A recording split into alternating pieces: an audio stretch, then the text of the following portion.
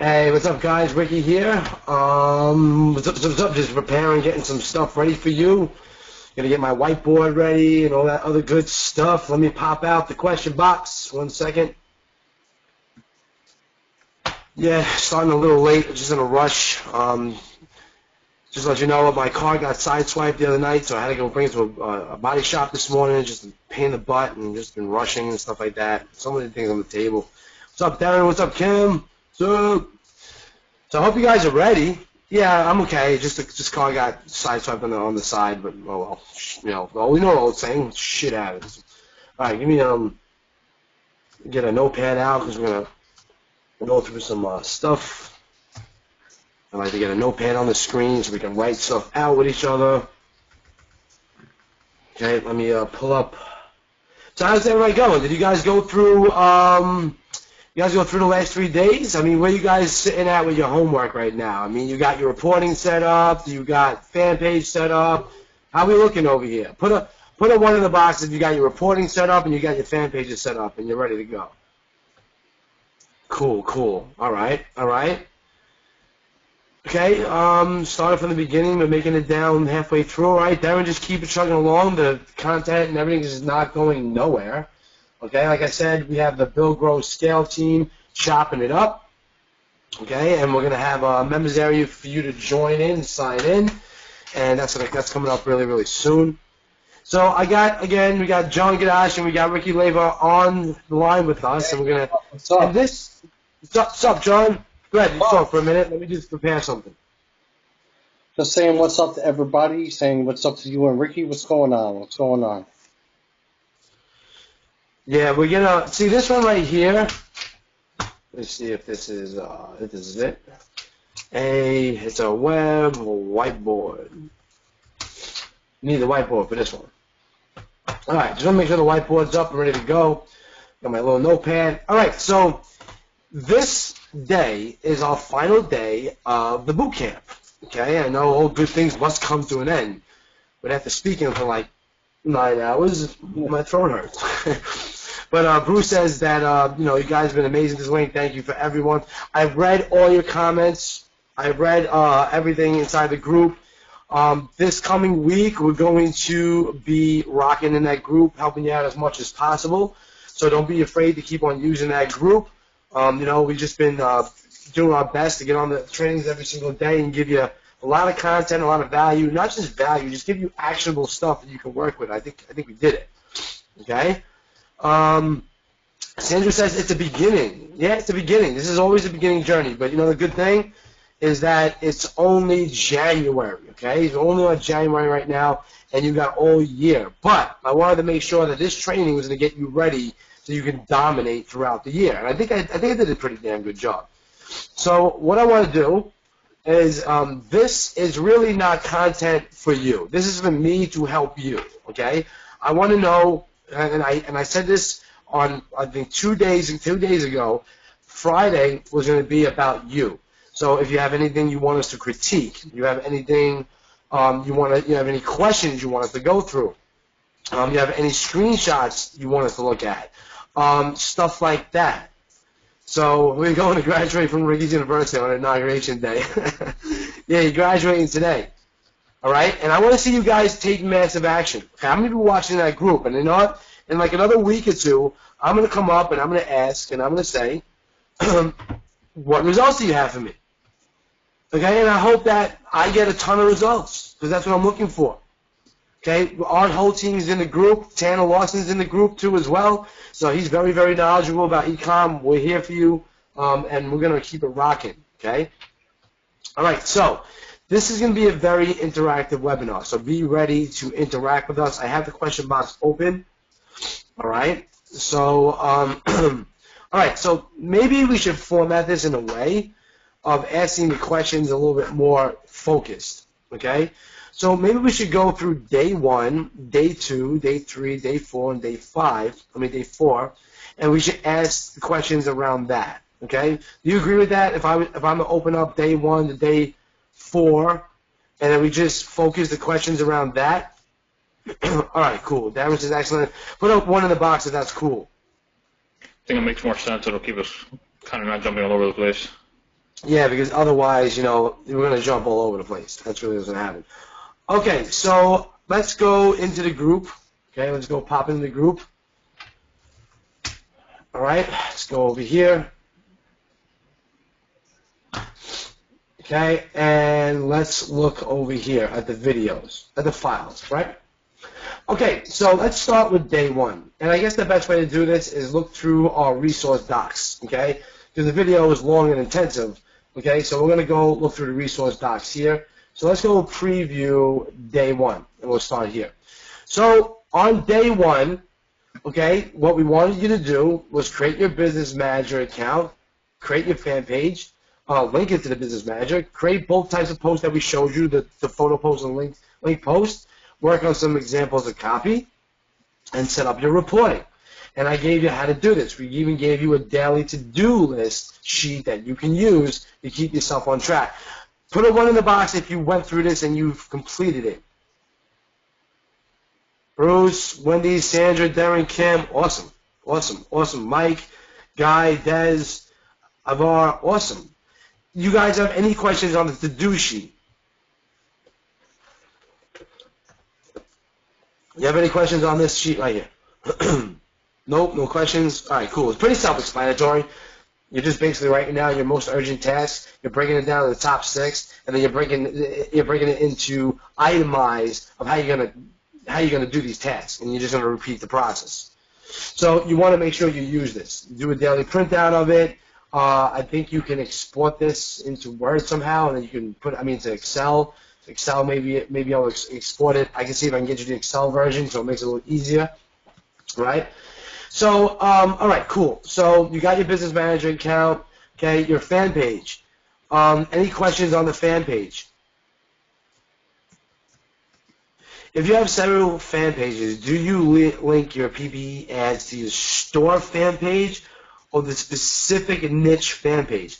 Ian, there's no wrong way of doing that, as long as you're building up your pages. All right. For instance, as we showed you for the Jersey fan page, that's just one page we have, but we've been building up another one that's a little bit more niche focused. But we wanted to get it to a point where it was doing at least 10, 11,000 people and fans before we started running ads to it.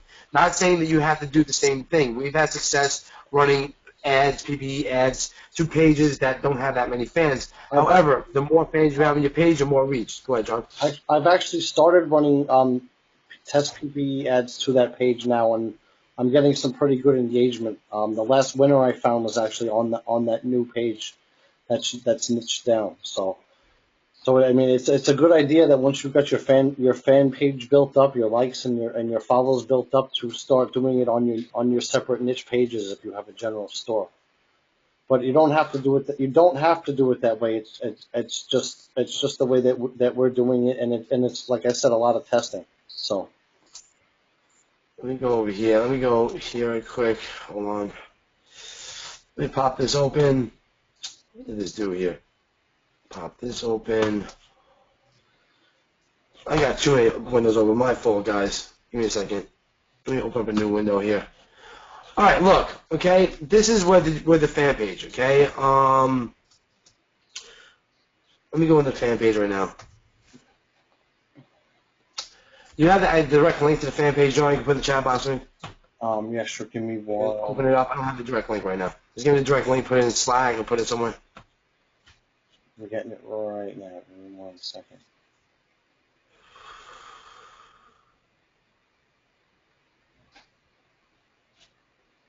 Yeah, bear with us, guys. I wanted to answer Sandra's question. Okay, Sandra has a question, and look, we'll keep it focused. We're going to talk about the fan page. All right. So yeah, I got the fan page. Let me open it up. Yeah, right here. All right. So it's forcing me to go to the Business Manager. All right, give me a second. I gotta go to the Business Manager so I can show you this stuff.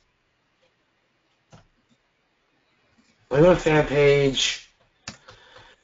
Where am I going over here? Let me go to, okay, I'm at the fan page where I wanted to show you. All right, under Publishing Tools, okay, Sandra, you don't even need additional software to do this. You have something called Schedule Posts. You can come over to Schedule Posts, and you can just sit here for one day and just schedule out a bunch of posts.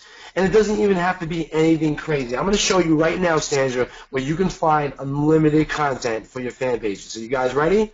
The first resource I'm going to bring you to is called Viral Nova. Okay? It's a big, let me just type it in Google. Okay, Viral Nova, okay, is a bunch of trending web stories. Okay, like just a bunch of stuff. You can quickly search in your niche, and if you say you're in the dog niche, you can just put dogs, and you're gonna get a bunch of stuff on dogs. Posting to your fan page is as simple as taking this link, okay, coming to your fan page right here, pressing the create button, plopping this link, and saying, hey, ain't this awesome? Popping in there, let Facebook do its thing right here, all right, and then schedule it. So we can publish it, save as a draft, we can backdate it. So say we want to schedule it. So we can say, I'm going to schedule this for tomorrow at 2 p.m. Eastern, and schedule it. It's as simple as that, guys. Don't overcomplicate it. You can use Hootsuite if you like, but Hootsuite is expensive. It's going to cost you more money. Okay? Like, we can do things on a shoestring budget here. Like, we could just go hire somebody on Upwork to schedule you out a month full of stuff, 2 or 3 months full of stuff. Okay? And say, I'll pay you $100. Okay? I want you to sit here on my fan page and schedule 1 post every single day, or 2 posts every single day. I want to see this done for a month. And they can usually bang it out within 8 hours. Okay? They'll sit there all day. You give them Viral Nova. Okay? Or you give them BuzzFeed. Okay, BuzzFeed is another site where you can go and you can get a ton of content, all right, that you don't have to write for your fan page, and you can just do that. And as you do that, you're going to be building a like campaign for $5 a day, and in the like campaign, let me pull up the notepad. Okay, where's my notepad? In the like campaign, you're going to ask a question. Do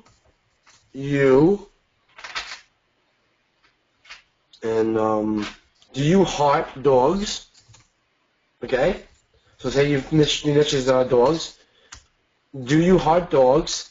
Click like now.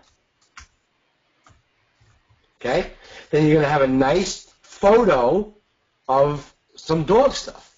Okay, so you're gonna come over here to Google. You're gonna come to images. Okay, and you're gonna put something like cute dogs, and you're gonna come take something like this. Okay, that looks like, how could you not press like on something like that? I press like on it like 5 times. I love dogs. So think about that. You have a like campaign running right now that says, do you heart dogs? Click like now. That's right on top of your ad. And you're doing the targeting. You're doing the targeting like we showed you, and you're going after dog fanatics in the first person view, the .com view, and all the stuff I taught you.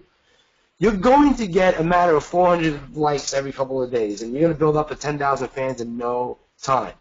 TR, the best time to post, you'll find that out, and let me show you how you'll find it out. If you go to your fan page, okay, you have something called the Insights tool, and I showed you this on, I think, the first day. Okay, under here, you're going to start seeing interaction with your pages, and like I said, you want to go to 30 days. Okay, so now 30 days is going to show you what's happening on your fan page. Over here, you can see what kind of engagement you're getting on your cold posts, your organic and paid traffic, where it looks like. Okay, over here, you're going to see people. So you're going to be able to see your demographic interacting your page, but like I said, okay, this is going to be determined by your ads, who's going to be hitting your pages. All right, so let's go over to the likes, I believe it is. And you can see what's happening on the page in a matter of likes, all right? You can see where they happen. So as your page grows, you're going to be able to see the best times and dates and stuff to do. And I'm trying to find that right now. I know it's over here somewhere. So in the overview, maybe? Let's see. Promotions. Nope. Is it likes? I'm showing you that there's interaction. There's definitely an interaction section. I just can't find it right now. Okay, reaction, comments, and shares. Page views.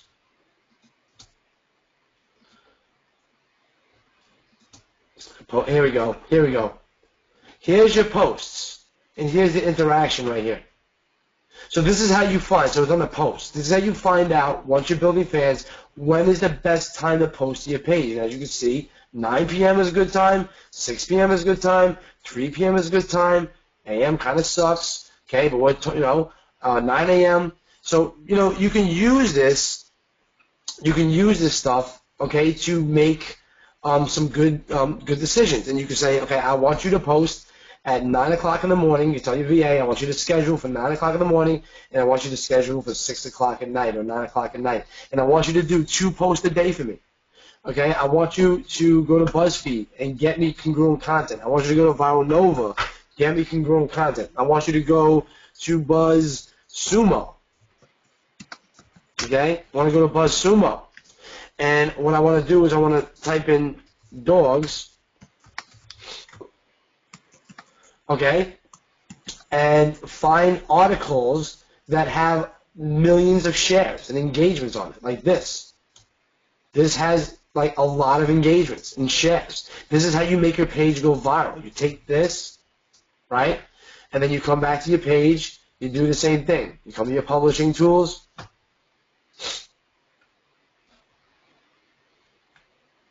all right, you create it, you do the same kind of thing. This is a publish, but you want to schedule, okay? So you drop it in, you say something cute about it, blah blah blah blah. It's really that simple. All right, I'm not gonna go too much longer on that. Okay, really simple stuff. All right, so let's go back to where I had that. I think it was in the group. Okay. So, is anything? Let me look at some of the questions now. You guys, if you see any questions that you guys can answer, just shoot them out. Don't be afraid to interrupt me while I'm speaking. All right? All right.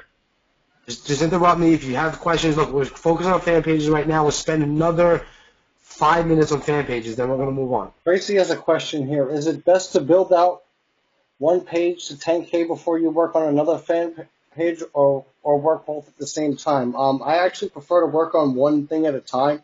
Get one thing built up and then move on to the next. But I mean, if you want to, I don't see any problem in working with 2 at a time. My personal preference is to do 1 at a time, though. Just focus on 1 at a time. If you try to start focusing on too much stuff, you're going to not get the results you want. Remember, excuse me, keeping it simple as possible. That's the goal here. Keeping it really, really simple. All right, Lon says, I set up a new fan page from within the Business Manager, but my FB account, top right, the new fan page isn't visible. How do I connect the business pages to the Business Manager?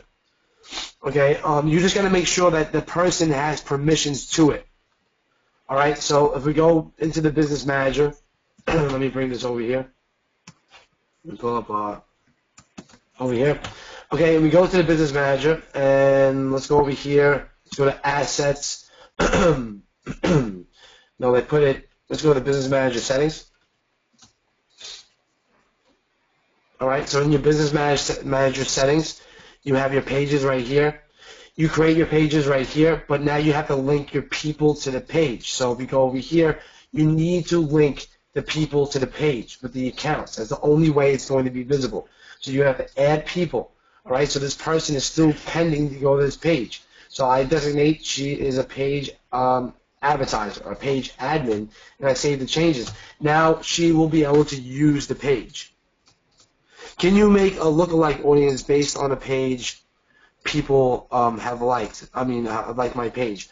I don't know. I never really did that, so let's go check it out. Not necessarily who liked your page, but you can make it based on who engaged on your page, which is even better. So it'll make it look like audience based on people that have liked, commented, and shared on your posts. Where would you find that? I haven't It's in the Ads Manager. It's one of the, and I think they changed the menu again. They're changing it every single day now. I'm telling you. Yeah, because Every day. the tabs were too confusing. It didn't make any sense.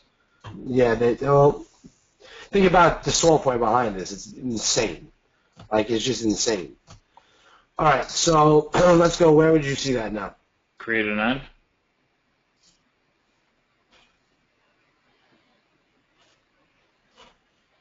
Should be under audience. Okay. I'm sorry, we're creating an audience. Click where it says Ads Manager on the top left of the menu. We got. Oh, we're on the audience. Yeah, we have yeah. audiences. Yeah, we're on the audiences. And you're gonna create a lookalike audience, and it's gonna give you that option. Gotcha. All right, so guys, so then Richard, right under here. So Yep. we come over here, do a lookalike audience, select your source, and No, there's. I don't know why I it's know- not showing I up know. on your. there's a way to do it. I know. Yeah, it's a little menu comes up, and it actually has 4 different options, and one of them is to select it based on engagement on that page. All right, Richard, we're gonna move on. We'll try to find a few. We'll put it in the group. Okay. I'll so it's look somewhere for it while you around move on. audiences. We have to do a little bit of digging on that. It says it's in custom audiences. Oh, all right. So Ram says it's in custom audiences. Go here. Okay. Oh, there we go. Engagement on Facebook page. Perfect. Look at that.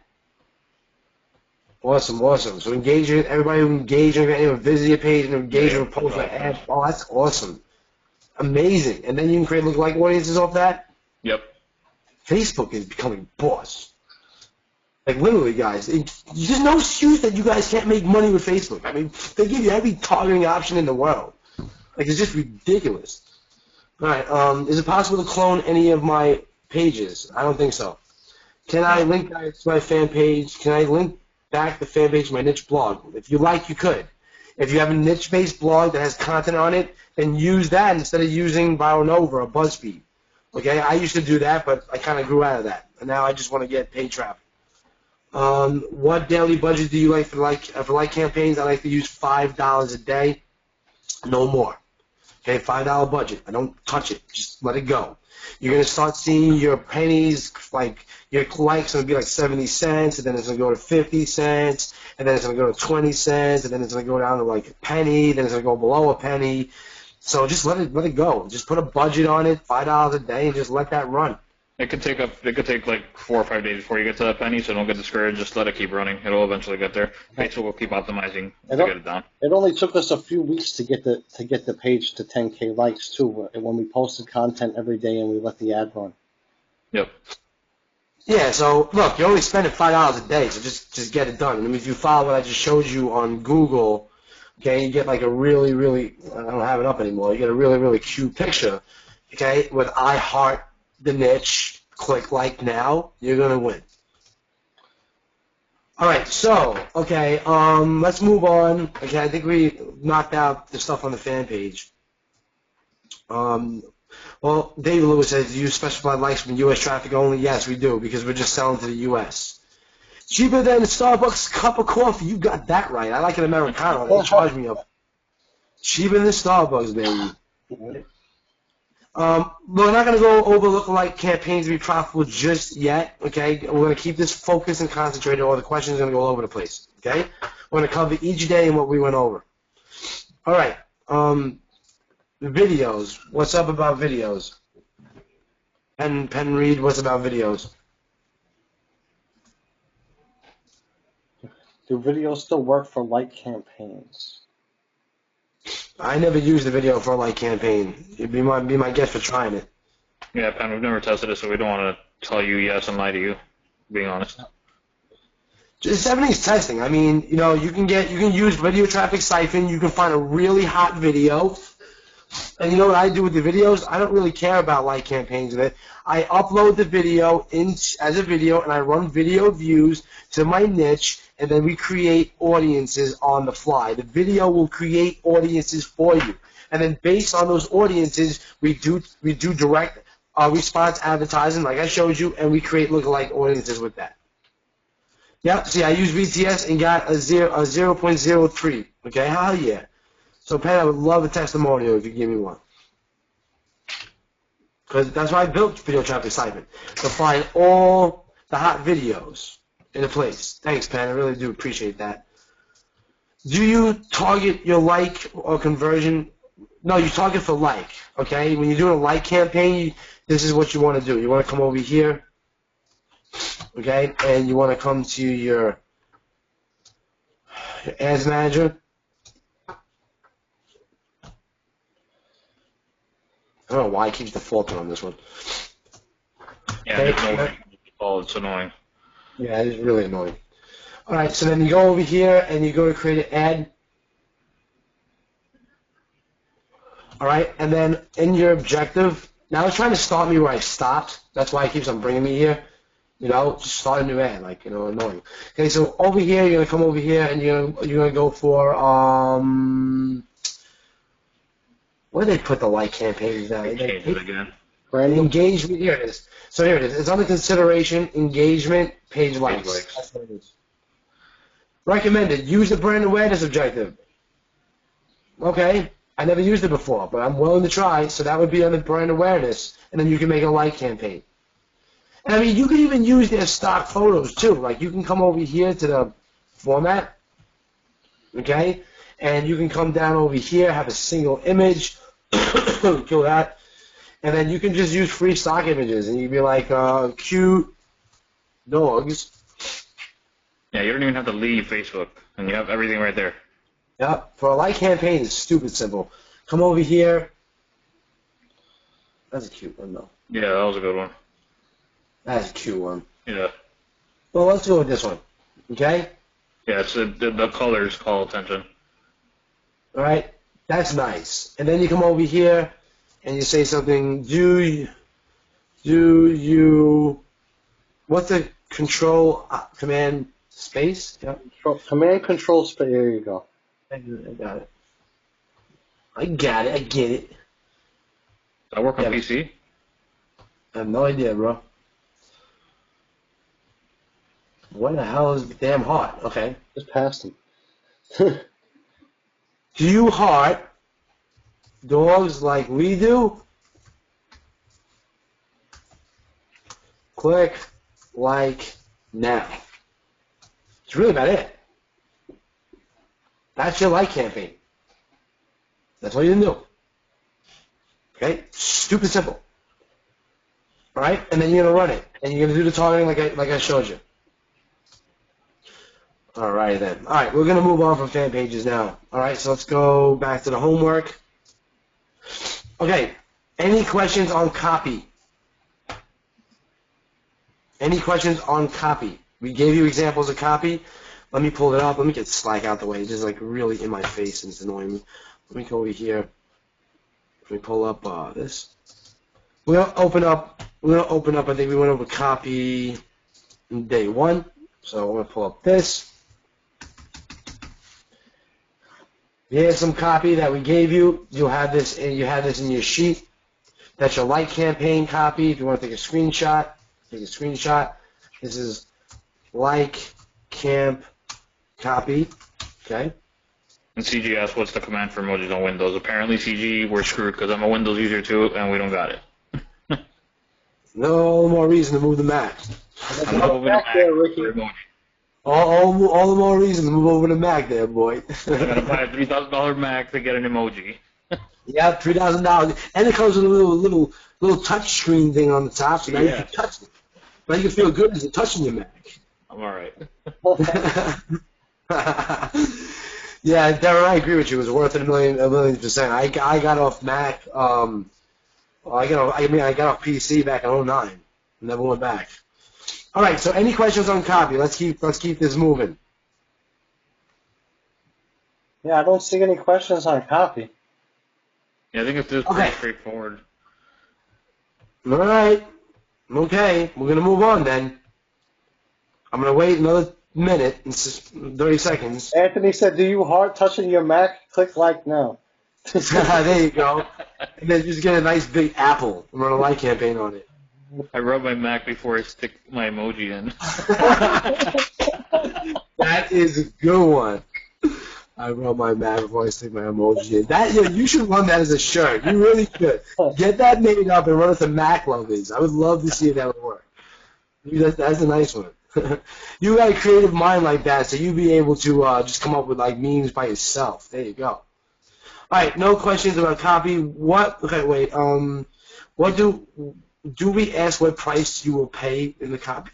No, you just ask them if they'll buy it.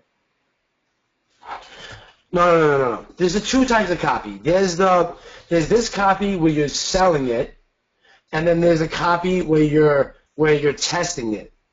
Okay, so say we were just testing this shirt, we change this copy to this. Are you a firefighter on duty, or are you a firefighter on duty? Okay, would you buy this? Yep. That's it. And that's it. And then we'd have the image right there. But we just keep it like this. We made this for you, and we went over this in day one's video, like in a little bit more in depth. Do you put a link in the test copy? No, I don't. We just put this. Because remember, we're looking for engagement there. We're not looking for anything else. We're looking for engagement. We're looking for shares. We're looking for comments. We're looking for likes. We're looking for tags. And remember, with a test copy, you're using a shirt that you found somewhere else. It's not yours, so you wouldn't be linking it to anything. How do you target family members? Like I went over that in the targeting. I think we'll go over it again though. Okay, as we move along. I'm gonna ask again, please, nicely. Just keep it concentrated to what we're looking at. Okay, because this way we can even break it up for you guys instead of having just a long 2-hour Q&A of all over the place. Jamie asked, should we run PPE or page like ads for a brand new fan page? Page like ads, Jamie. Yep.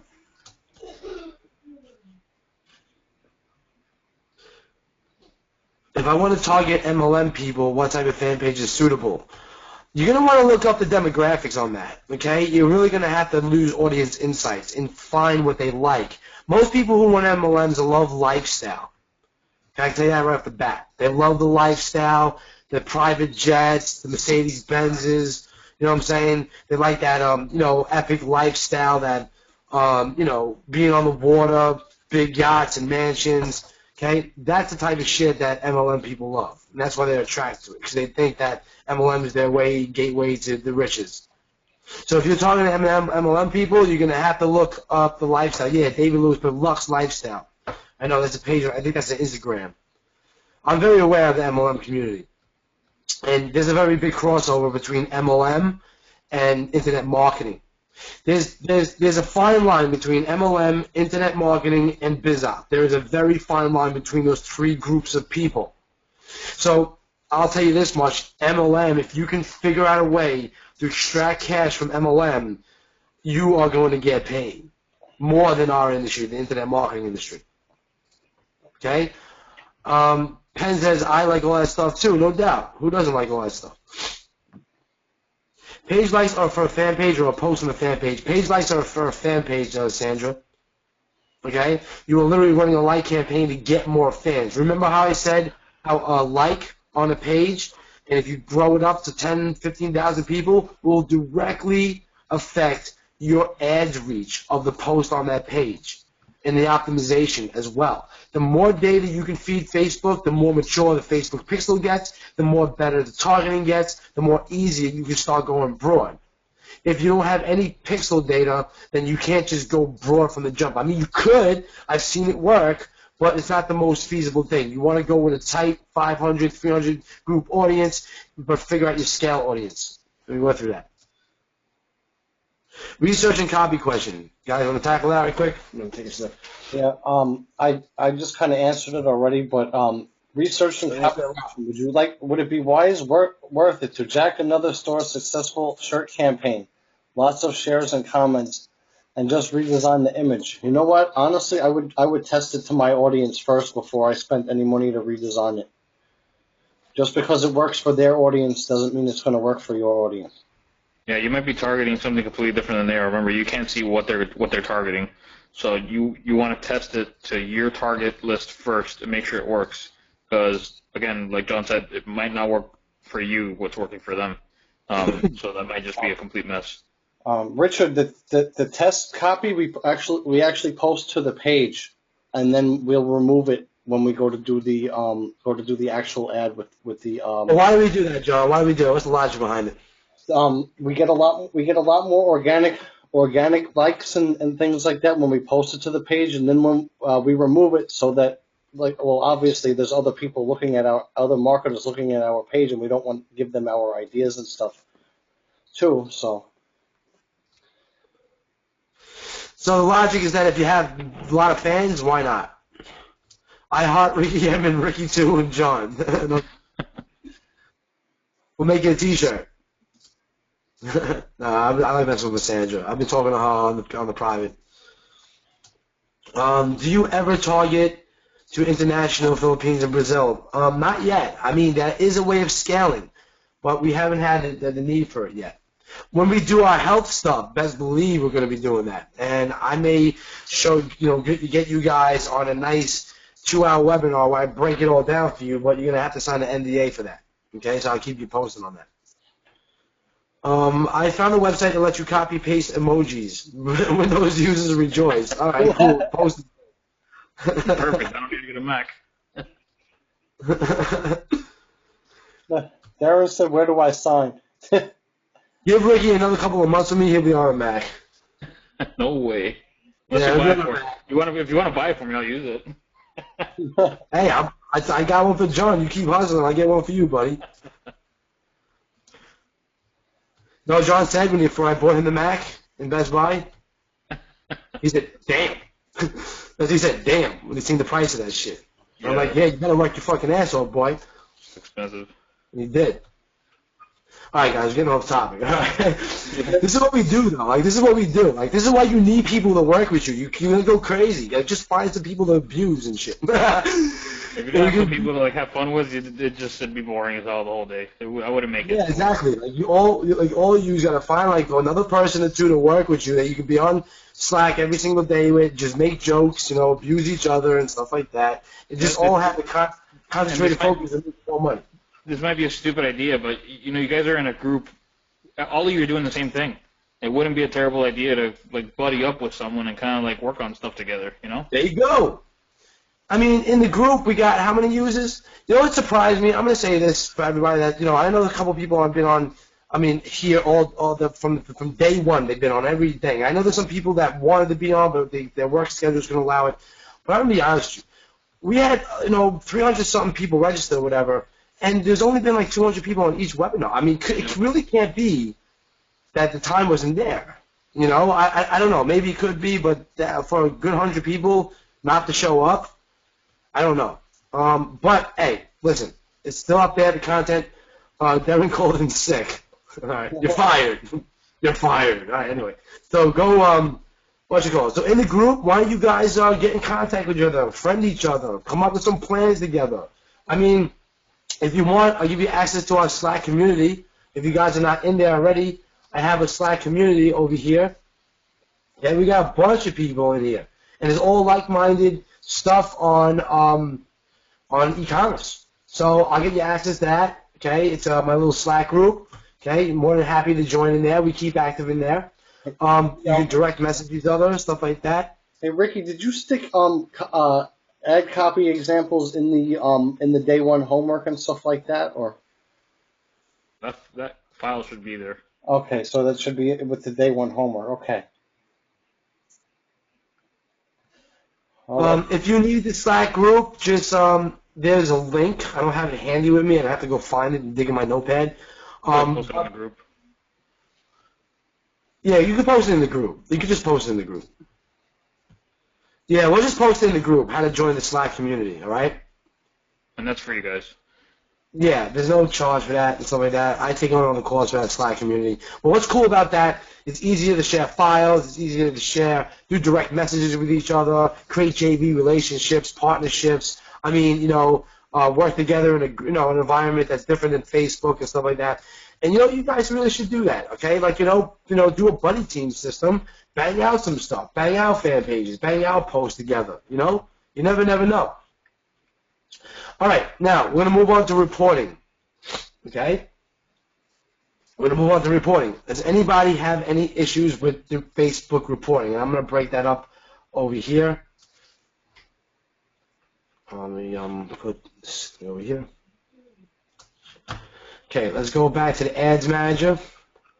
Let's go back. Yeah, let's go right here. All right. Here's our metrics. Okay. Customized columns. Do you have any questions on this type of stuff right here? What you need to do. This is very, very, very important.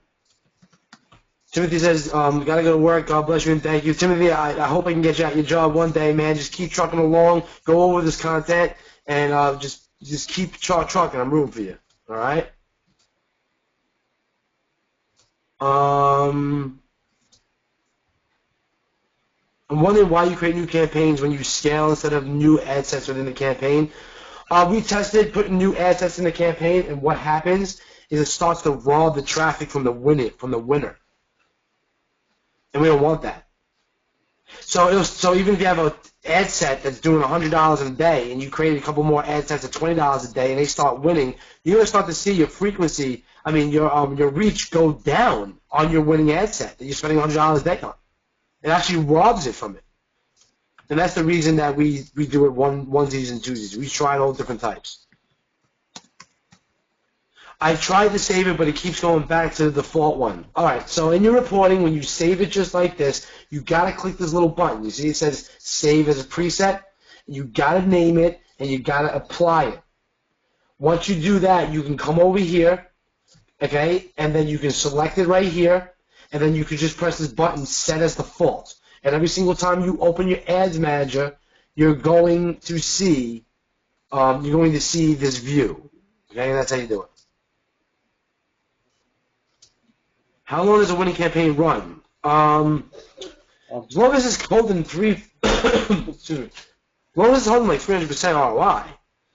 It could run. It could very well run for a very long time. We have a campaign that's been going for what, 7 months now. Yeah, the 2017 shirt that was running. Actually, we had it off for about 2 months, and then I relaunched it, and it started making profit again. So even if you kill a campaign, you can always go back and try it out again in a few weeks or a month and see what happens. To start it back up at $5 and see if you start getting a new engagement. For whatever reason or the other, 1 month it might sell, the next month it might not. So you can always just keep launching them. So when we kill ads in our ads manager, we don't delete them. We leave them there turned off. So we can just go back and turn them back on. All right, so just make sure you set up your metrics like this is very, very important, okay? So I think a lot of you did that already. How many sales do you need before you scale up? We like to see at least 20 to 50 sales before we start to duplicate any ads.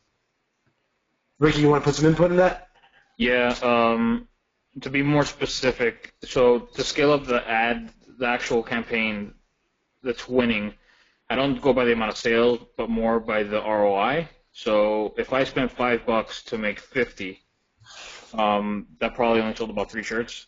I don't care how many shirts are sold. I just know that I only spent 5 to make 50. So at that point, that goes back to the push and pull method we taught you. So at that point, the next day, I dump another $5 to $10 on it in the morning, and then just watch it and see what happens throughout the day. Especially if it's just starting to scale up, because you don't know if it was a fluke that those couple shirts sold in the beginning. So if it's a winner, it'll probably keep moving up in sales that next day, and that's when you start the whole push and pull. So by the afternoon you see it's not really going anywhere, I'd probably leave it there. If at nighttime it still really hasn't gone anywhere, I might again leave it there until morning, and then if I don't see anything until the morning, I'd probably pull it back to $5, let it run for another day at $5, and see what happens. So you kind of got to. That's why I want you to look at the ads 3 times a day so you can really see what's going on. After that point, let's say that winning campaign goes up to one of like our $200 a day campaigns. Then you want to scale where you start duplicating and running the lookalike audiences and stuff like that, like Ricky was teaching in the targeting day. So we're gonna get to that. We're that's why they want to jump too far into that, but just letting you know that'd be the further part of scaling. But just for the single campaign, as long as you're above 300% ROI, you can start using the push, basically start pushing it, and then pull it back if you see that it's not going up. That's it. Cool. Did Ricky, did you launch those ads that we talked about the other day? Just want to ask. Not yet. Remember with the tweaked mobile stuff? No, not yet. I have them all saved, ready to go today. All right, cool. All right, guys, let's move on. Let's go pull up this again. Let me get this over here. All right, so like just the homework doc from over here. Basically, we gave you the to-do list. Okay, this is a T-shirt image. Sorry, a PDF, not PDF. Sorry, it's a zip file with 2 PSDs in it. Okay, and Ricky made you a video of how you can modify that. That's the stuff you want to do. Or you want to hand it to your designer and let them come out with that in the end for you to run on your newsfeed. Okay? Your metrics, here's this, in case you need it again. This is screenshots of what your metrics should be set up with. All right, so that was day 1. Let's go over day 2. And hold on, why can't, is this not scrolling for some reason? Let me see something. Okay, so let's go over day 2, and let's go preview this. All right, so now we're on day 2, and this is where we went over a lot of research. Okay, we went over pixels. Okay, we showed you like here's your pixel code. All right, we went over checking how the pixels work. We gave you our theme. Okay, we showed you how to use it, how to not, how to upload it. Okay, this shows you how to set up the home page. Okay, we went over to research sites. Okay, stuff that we use every single day. Shoplicate. Okay, we went over how to do some Facebook searches to find hot stuff, heat mapping tools, price points. There was a lot that we went over in day 2. Email marketing we went over. Okay, recommended apps that we use with the screenshots. You guys have everything locked in this right here. So the homework was to get designs, create the PPE posts, verify your pixels are in place, set up some apps that you're going to use on the list, and then set up your AOV booster apps. Put a 1 in the chat box if you guys have completed day 2. Put a 2 in the chat box if you haven't. Okay. We got some people who did, some people who didn't. That's quite all right. Okay, Steve says 0.95. All right, well, it's there for you. We went through a lot in day 2. Okay, so let's break it down into what we went over. Okay, pixels. Anybody have questions on the pixels?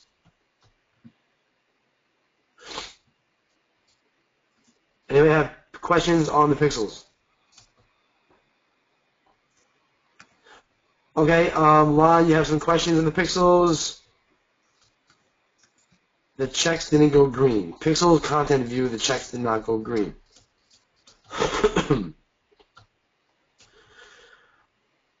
All right, okay, Robert says he got mine working. Go over to 1, 2, 3. It says my conversion pixel is not active, but the audience was.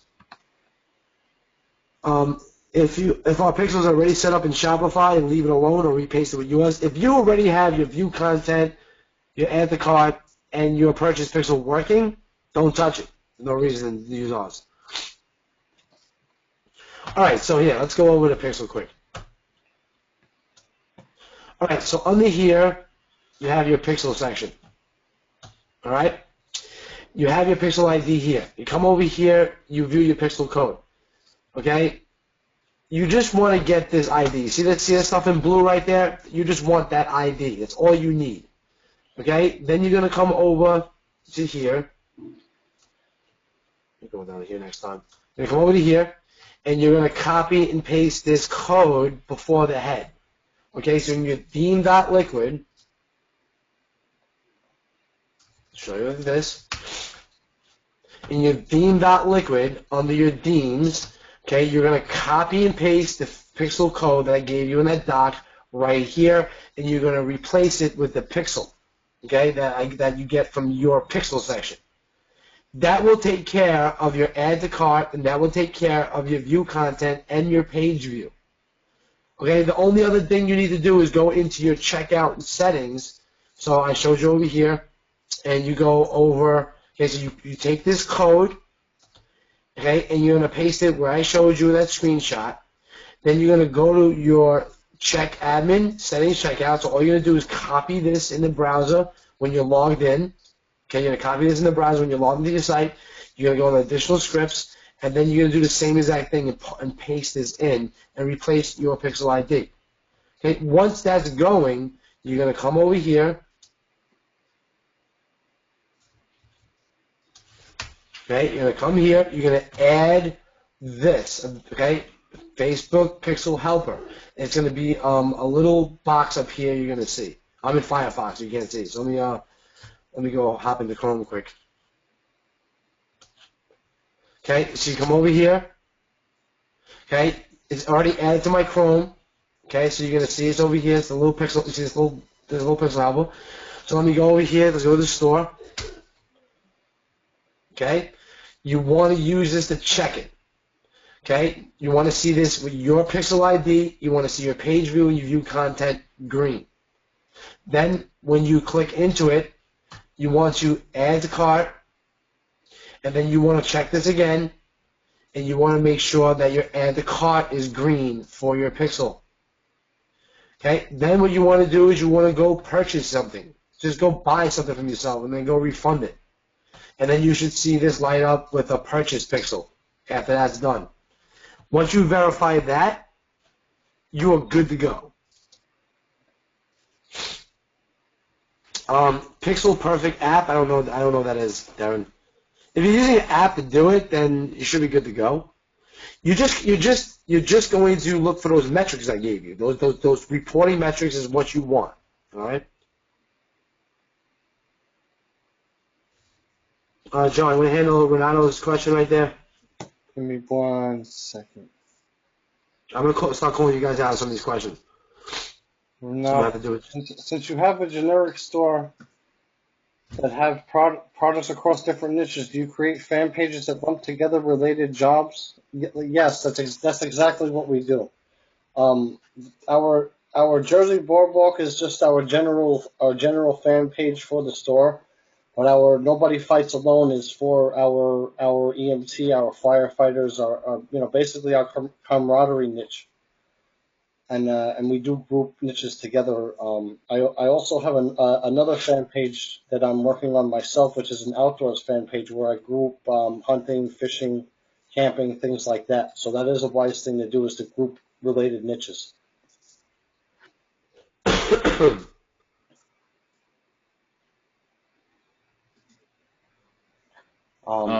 KS asked, I have 2 stores, each with its own ad account, their own pixel. How do I use the pixel info of one of the accounts to create an audience for the other account, e.g. using pixel info of my dog store to build an audience for my family niche store?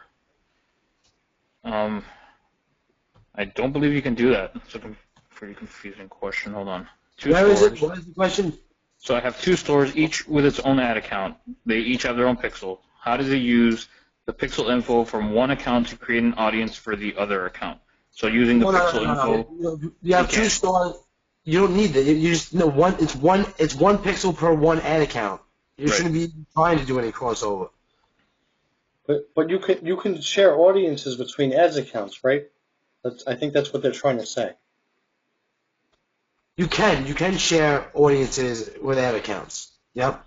So if I wanted to come over here, I'll show you. If I want to come over to my ads manager, let's get out of this. Okay, I want to go under audiences, and say I want to share one of my lookalike audiences with my other ads account. Okay, first I need the ID of my other ads account. Then you see where it says sharing. Well, if you click this button, actions, you're going to share it, and you have to put that ID in here. And then, now, under your other ads account, you're going to see that lookalike audience underneath that ads account that you could do. Could you share your Facebook pixel itself? I think you can. I think you could share the pixel itself with another ads account. I think you can. But we don't do that. We just keep one pixel, one per one ad account, one store per one ad account. Fan pages per store. You can really skew the data, I think, if you share the pixel with too many things. Yeah, we had that issue a long time ago where our pixel got distributed and it was just bad. All right. Yeah, you dilute the pixel. You dilute the pixel. When the more you have inaccurate data to that pixel, the worse it's going to get for you. So then when you start going like into broad targeting and stuff like that, it's going to be a real pain in the ass, okay, to really like, get into that. All right. Jamie says, does the same pixel code work for the T-Rex sites? Yes. You want to have one ads account per T-Rex store. Think about T-Rex as being Shopify itself. T-Rex is Shopify. Okay? It's its own platform. It's its own store. It's its own checkout system, everything. So when you use T-Rex, you use a different ad account for it. Yep, new pixel for every ad account, Jim. 100%. That's the way we've been doing it. Okay. All right. Any questions on the theme now? I was just going to answer Larry's question real quick. He said, reply to my recommendation to group a few related niches in one fan page. How do you determine the best combo for green, solar energy, savings, global warming, stuff like that? I would go with like if you're going to do like green products, things like that. I would go for like green household products. If you're going to do like energy saving things, I would go for different energy saving things. I wouldn't kind of group those all in one thing. I would just kind of pick like a few things like for solar energy, like maybe some solar type lights, and like I know there's different kinds of like heaters and stuff that use solar energy, things like that. But I wouldn't go with green solar energy save. I wouldn't try and group those all in one because that sounds like it's going to be like way broad. Renato, hit me up. workingwithricky@gmail.com, and I'll try to hook you up with that because that offer's been closed, but hit me up. All right, we're going to move on. Okay, so for the theme, okay, in order to access the theme, you're going to come over here to our advanced theme. You're going to click this one button, and you're going to click this link. The only way you can get the theme is from clicking from this page. I have it locked down so you can't click it from any other page. So you click this, it'll download the theme, okay, and then what you do is you come over here and you follow this guide. So if I come over here, all right, and you put this in, okay, you're going to look for the import theme section, and you're going to follow this guide for importing the theme. That's all you're going to do. All right. Second thing you want to notice is if you already have a theme before you import. I mean, you can import it. Doesn't mean it's going to make it active. Okay, but if you have a theme installed, then you want to follow this update on how to not lose your theme settings. And then John made you a document right here that shows you how to set up your home page. Okay? So you're going to set up your home page here. I'll just go over here. All right, so he made you a step-by-step guide on how to get into it, what you're going to do, blah, blah, blah, blah, blah. It's really simple. It really is simple to set this up. All this stuff in our store is dynamic. It's based on collections. You don't got to select onesies and twosies. Just create your collections, follow this guide. Very, very short. You'll have your store looking like ours in no time. Philip asked on the theme, is there a way to put a border around the add to cart button when it's white? Notice customers are having a hard time finding it because it's not green. Philip, we were actually having that issue too, so I recently just changed the color on the button.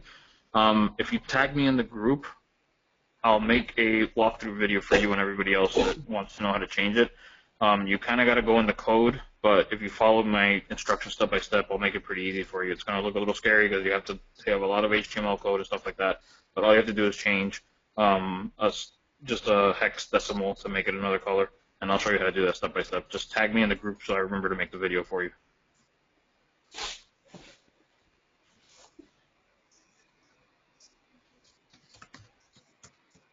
All right, then. Okay, so the theme is pretty much self-explanatory. Not going to spend too much time on it. Okay, someone said only that they have Tanner's theme. I know his theme is more for the physical world of e-commerce, so I would use Tanner's theme for the physical and use our theme for the on-demand. But our stuff works. We tested our theme, and Tanner tested his theme. So you can work. It really is just they both work. So it really is up to you. All right. So we went over research, okay? We went over where we found stuff at physical. We went over where we found U.S. drop shippers. We went over on demand, some tools and stuff like that. Do you guys have any questions on the research section of physical or on demand? Philip, I have an old theme. Is there a way to update it rather than reload it? Yeah, I just said that. Come over here to here, and then you can import our new theme without losing your settings. If you need to update it, then you have to have a developer for that. Yes, Richard, all the information I'm going through right now is in this files section right here. See the files? That's where you gotta go. So do you guys have any questions? Any questions on research?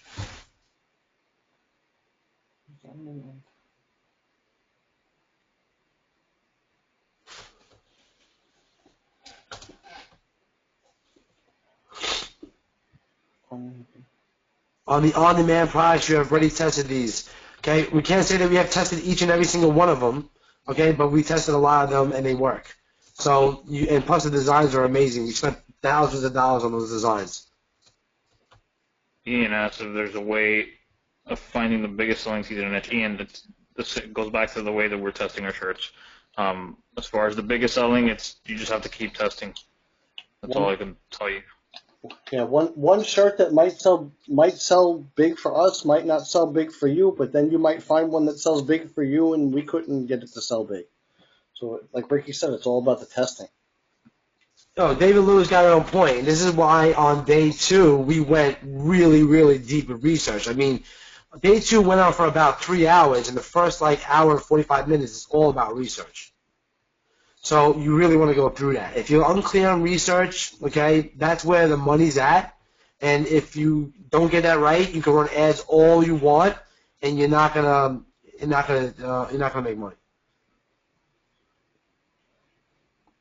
T-Rex has its own theme system, so our theme would not work on T-Rex. But the theme that you get with T-Rex has been time tested as well, so you don't have to worry about that.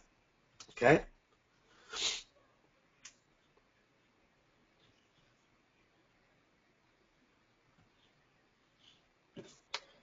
Regarding researching a shirt design from your experience, do shirts with tons of engagement that you find on Facebook sell well, or are they already been hit hard? No, they still sell well, especially if you redesign it to look a little better than the one you're testing with. Your job is to beat the design. That's your job. If it's already a proven slogan and it's getting good engagement, if you beat it with an amazing design and a better slogan, or maybe not a better slogan, keep the slogan, but you basically beat it with a better design, you're better with targeting, you're better with all that stuff, your pixels are better and they're more mature, well, guess what? You're going to make more money. I don't have the URL. Ronaldo's really interested in knowing if you're planning on having an intensive webinar just on targeting. Ronaldo, I told you he doesn't want to do it right now because we're really busy, but I'm going to push him to get some time and probably get it done. What Facebook updates are you asking about, Tracy? That Facebook updates all the time. Like literally they updated the whole interface like last week. So there's been a bunch of Facebook updates. You know, I kind of I said everybody in video day 1, I said that this video showing you the Facebook interface will change. Okay, you cannot just look at this interface that you're looking on day 1's video and say that they're always going to be like that. Facebook is making updates to this system every single day. The most important thing is that you understand how the features work, because the features are not going to change. They just may be moved around a bit. So there's no possible way we can keep on top of that for you guys. It's something that you just got to be in it to win it. You got to be in it every single day to win it. It's really the bottom line. And I hate to sound like an ass, but that's really the gist of it.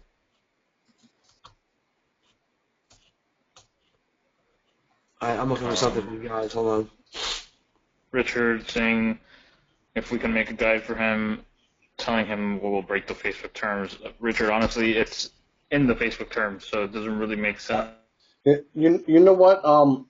Now that somebody asked that question, that reminds me. You know, we had a shirt that I ran the other day, and there was no foul language in it. I didn't get any warnings for the text or anything like that, but the ad got denied. So I figured, you know what, maybe it's the design. So I redesigned the shirt completely, and I ran it again, and I got a warning about like profound language in the ad, but there was no profound language in the ad. So like sometimes their standards can be a little funky. I just want to check that this is the link. I'm sure you can still get in right here. If you want to check out T-Rex, let me just see if this is still active. I may not be active anymore. Okay, T-Rex is an opportunity that we already closed, but you want to check out what it does and everything like that. I do have the replay still up. I'm not too sure if the link is still working though. They may up the price. If they did, just contact me. But yeah, just for you guys, I'm not going to make this public, okay? This is a backdoor link, okay? And you'll see what T-Rex is, how it works, and all the other stuff. No pressure there, but it's just a backdoor link. And if you want to get T-Rex, that's where you should be able to get it from. We ran it for $197. This year, we're going to be selling it for about $14.97. So, if this link is still active on Greg's side, then you should be able to still get T-Rex. Okay, I just have to talk to him about that. All right, let me pop this out. And I put that in the chat box for you guys. Randall says, how do we get our designs to be the correct size? We do have specifications. Ricky Leva, who's trying to get back on, his GoToWebinar crashed on him. He would know a little bit more about that since he helps do the design and he manages it. But we'll see if we can get you a design specification, some sort of sizes and things like that. As soon as Ricky gets back, we'll do that. We'll put a design specification inside the group. We'll maybe make a file in the resource section. All right, so I kind of think everybody's clear with the research. Does anybody want to go over the tested pricing structure? Okay? Put one in the box if you want to go over the pricing structures that we've tested again.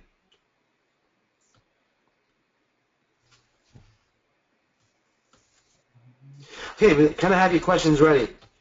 Okay, we got a couple ones.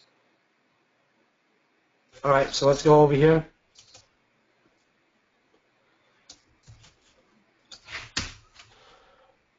All right, so this is the first tested pricing structure. It's called a loss leader. This will get you traffic to your site. It will not make you ultra profitable, but it will get you traffic to your site. You want me to explain this again real quick, Ricky? I can do that. Go ahead. If you'd like. Go ahead. All right. So the loss leader here. What I do is when the shirts are up on the site, I go and I make some nice looking designs. I make them a loss leader to get people into the site. And I'll charge like $9, $5.95 shipping for a total price of $14.95.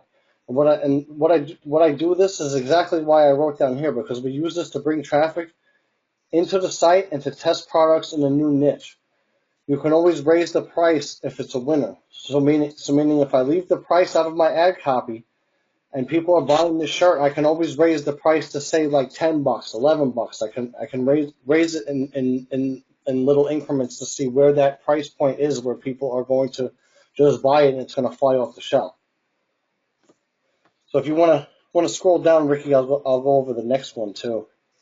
Yeah. And this design here I have on our site as a regular price item at $14 with $5.95 shipping for a total price of $19.95. $19.95. When I go to a store like Walmart, say to buy a T-shirt, I see them in there. And it's about $19.95. So that's like average price. And I use this average price for a tested niche with proven targeting, where I know people are going to buy stuff like this. This is a niche I know very well. I am an EMT and a nurse, so I know this niche very well, and I know what the style of shirts people buy and how much they're willing to pay.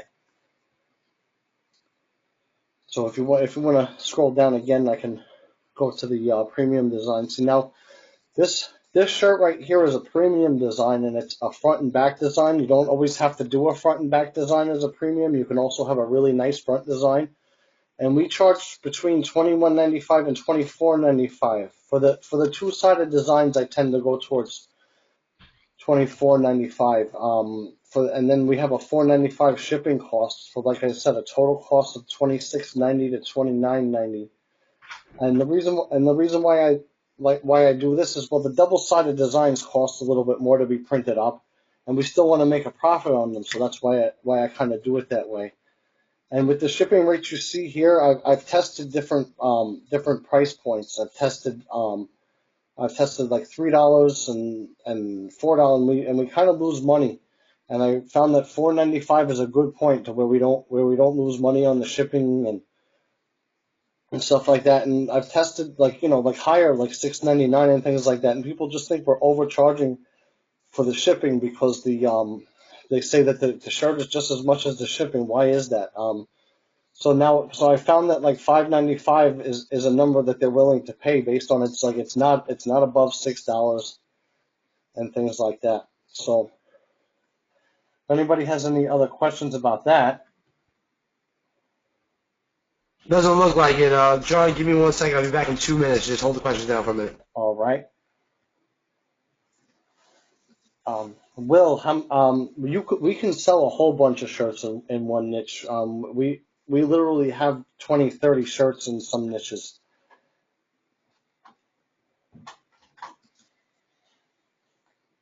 With the pricing, I'm answering John's question right now. With the pricing you suggested to start at 14, we can't really lose money right now. What percentage of the products on my store should I put 14 in, and how much percent should be premium pricing? Well, I would try to do about I would say if you can't afford to really lose any money, I would say to try and do about 30-40% of the 14 and see what happens there. Without being able to do the $9, it's a little bit hard because the $9 price point is what's really going to bring visitors to your site and encourage them to buy. Usually, when somebody buys a $9 shirt, they'll buy a $14 shirt with it, or a $21.95 shirt with it.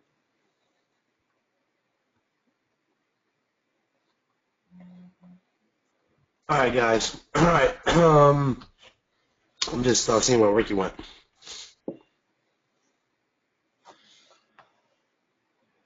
Okay. 1 second. Heidi, yes, we do charge shipping per shirt.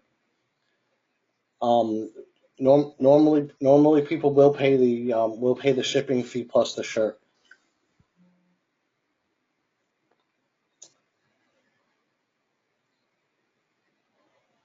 All right. Let's pop this out. I can't find that doc with the prices, Richard. That is in the homework doc for day 2. This is right here. Okay, Richard, you got that right there.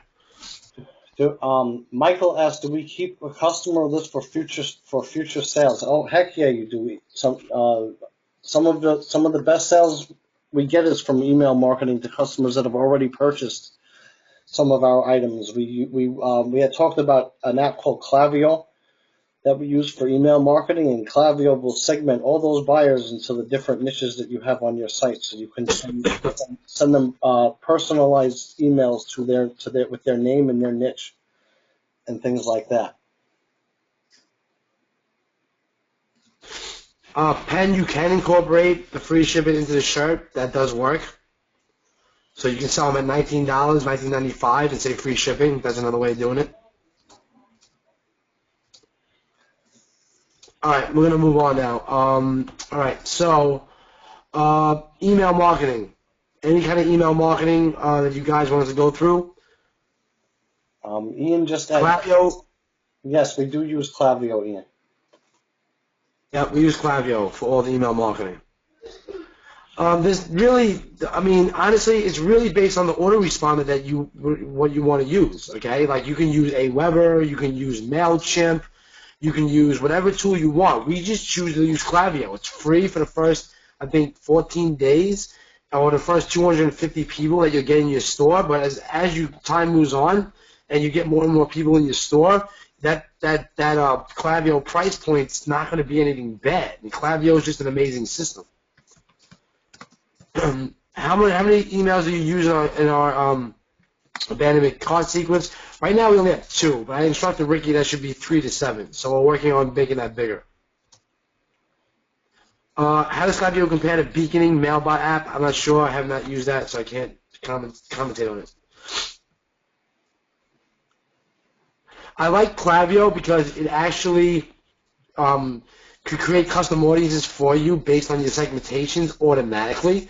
So as new people buy stuff, it'll segment them in a list for you that you can email market to, as well as keep on filling up a custom audience for you. So it knocks off 2 birds with 1 stone. And if you want to get creative with it, you can do exclusions, you can do custom audiences with it. I mean, there's so many different ways you can use Klaviyo. It just makes sense. And that thing, I mean, look, like one email yelled at us $232 from 300 people, okay? And this was the email that we sent out. We just sent out a big shirt, okay, and something just released, limited edition. Only, we basically used the ad. It's the same ad copy that I showed you.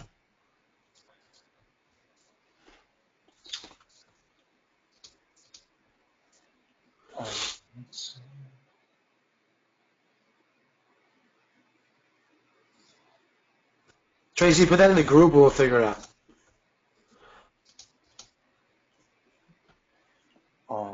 No, right now we're only using one Klaviyo account with this store. Would you be able to use Klaviyo, the same Klaviyo account with different stores though? I think that's what he's trying to. I'm not a Klaviyo expert. I'm just telling them what we use.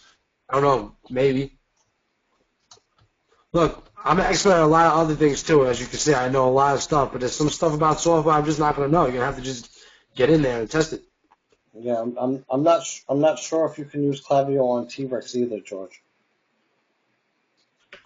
Robert, I do use surveys in email marketing when it comes to different niches. Not for e-com. I know they work for T-Rex, but I haven't tested it personally.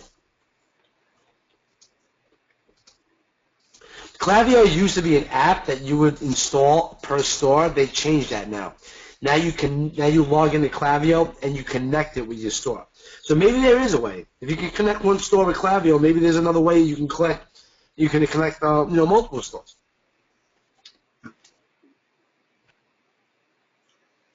Okay. Do we have any more questions about the email marketing, or would you like to move on, Ricky? Or yeah, I want to move on to apps. Okay. So would Klaviyo get confused if you use the same customers from different stores? Hey Jim, we're building our list from scratch from our store. I don't think if Klaviyo gave you a way to connect multiple stores, then it should be able to segment those stores for you properly. You know what I'm saying? Let me see. Let's go check this out.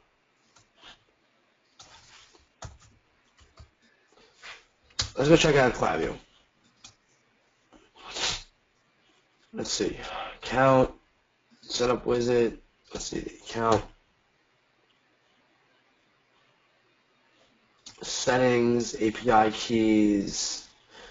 Would it be integrations? Let's see, integrations. Yeah, my Shopify is integrated. So let me see if I can go add another Shopify integration. I don't think so. No. Oh wait, let's see. Nope, it doesn't give you a way to add an integration. It only gives you a way for you to view the settings. So that's it. That just answered all your questions. You have to have a separate Klaviyo account for a separate store. Yes, you need Shopify to have your apps work that we're talking about on the homework doc. So these apps right here make setup easier to do. Okay, control your shipping on each item.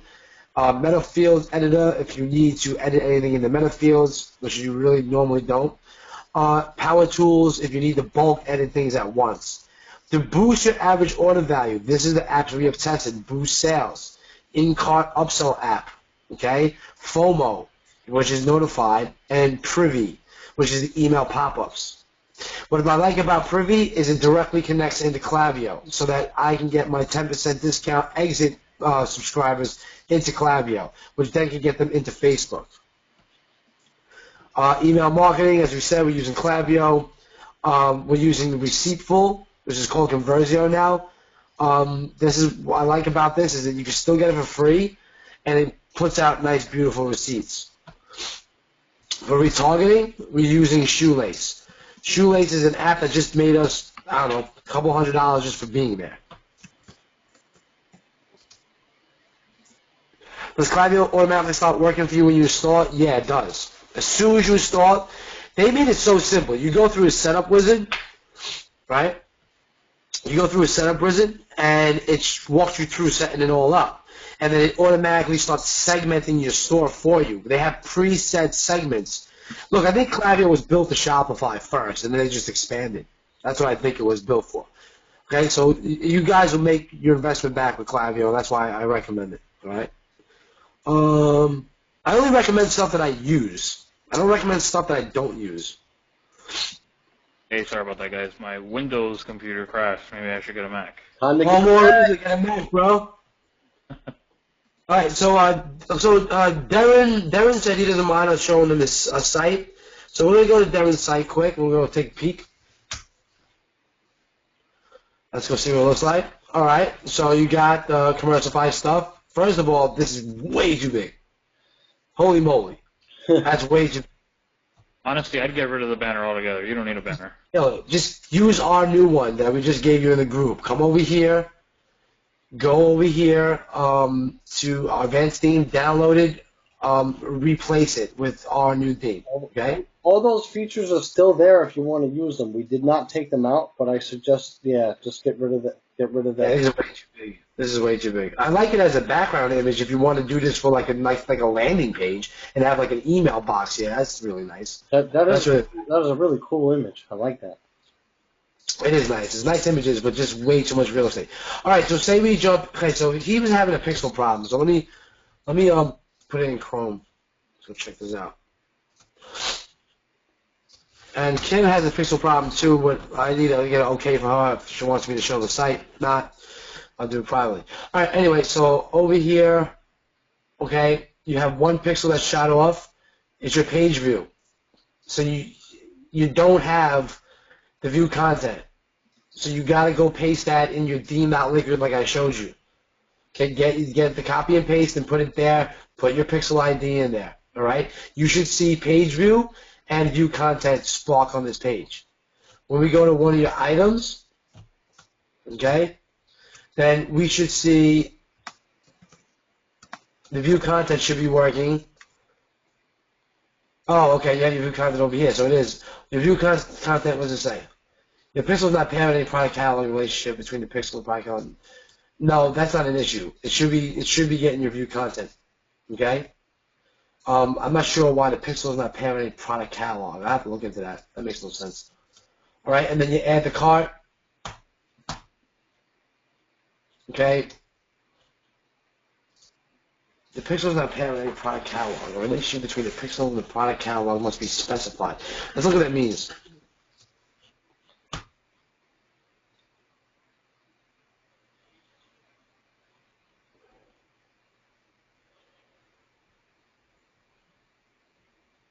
We haven't did this, so I've never done that.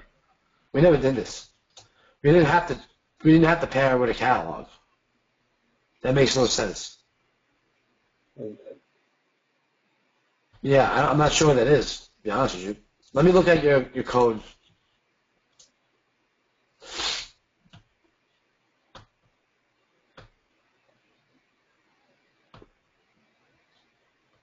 Well, the Facebook ID.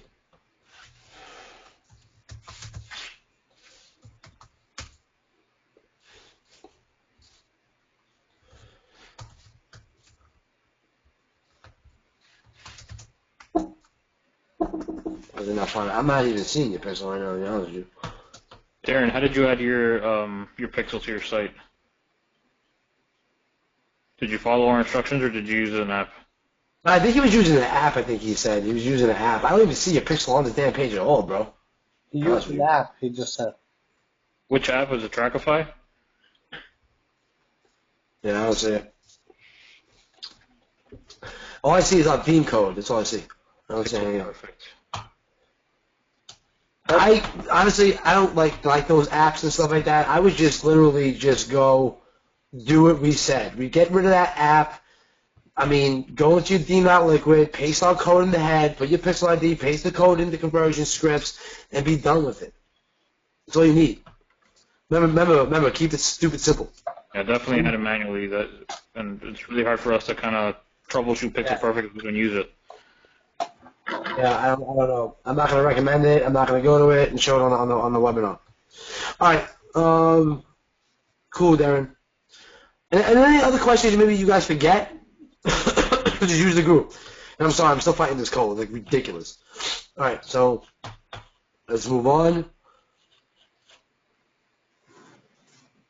Somebody Okay. else had posted a. Well, you want to? I was going to say Kim had posted a link to look at her site.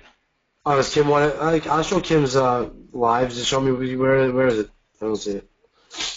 Vitamin D. I've been taking so much vitamins, bro. I've been taking Zicam. I've been taking vitamin D. I've been taking vitamin B. I've been taking turmeric, ginger. Like, I'm fighting this really hard, and it's still getting me a little bit. I sent it to you in chat. Well, what chat?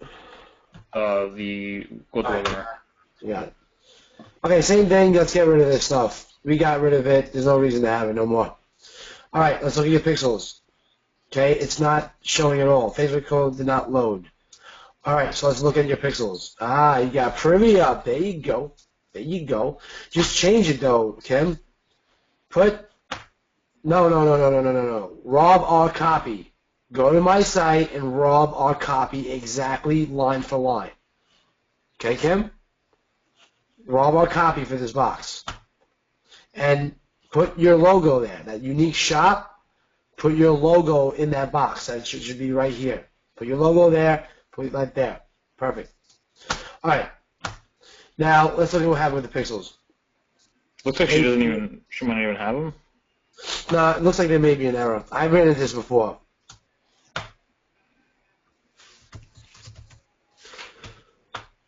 There it is. There's no ID. Oh no, there is an ID. There's an ID. Okay.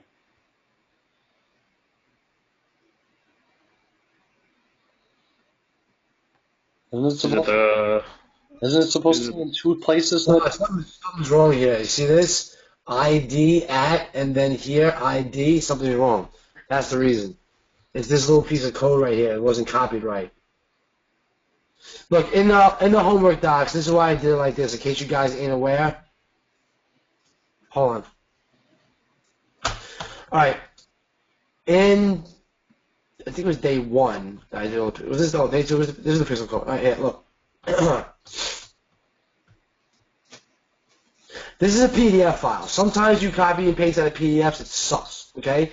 So what you want to do is I gave you the text file too as well. Just put that there, and now you can take it right from the browser. See, oh, that's what you did, Kim. You left the ID in. So you have to just replace your pixel ID completely with that pixel, and you'll be good. You'll be good to go. That's what you did.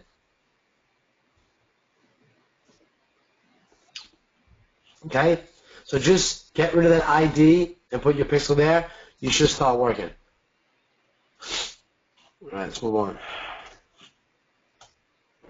Okay, all right, so let's go over now to day 3. Okay? Let's move over here. Let's just see if there's anything else in the thing. And then, you know, you have your screenshot right here of all the apps we could currently use. Any questions, hit us up in the group. All right, so let's move on. All right, so let's preview this bad boy. All right, so day 3 was about targeting. Day 3 was about making sure that you understand how to do optimization with the purchase, pixels, photo ads, get them ready to run. I showed you basically a targeting cheat sheet right here. Okay, where do you go? Just follow this cheat sheet directly all the way to 7. Okay, I gave you examples. things that you need to do, .coms, first-person views, second-person view, third-party views, okay, what you should be looking for when you target. I mean, it's really that simple. If you can just follow this and then watch the video, you're going to be really, really good at targeting.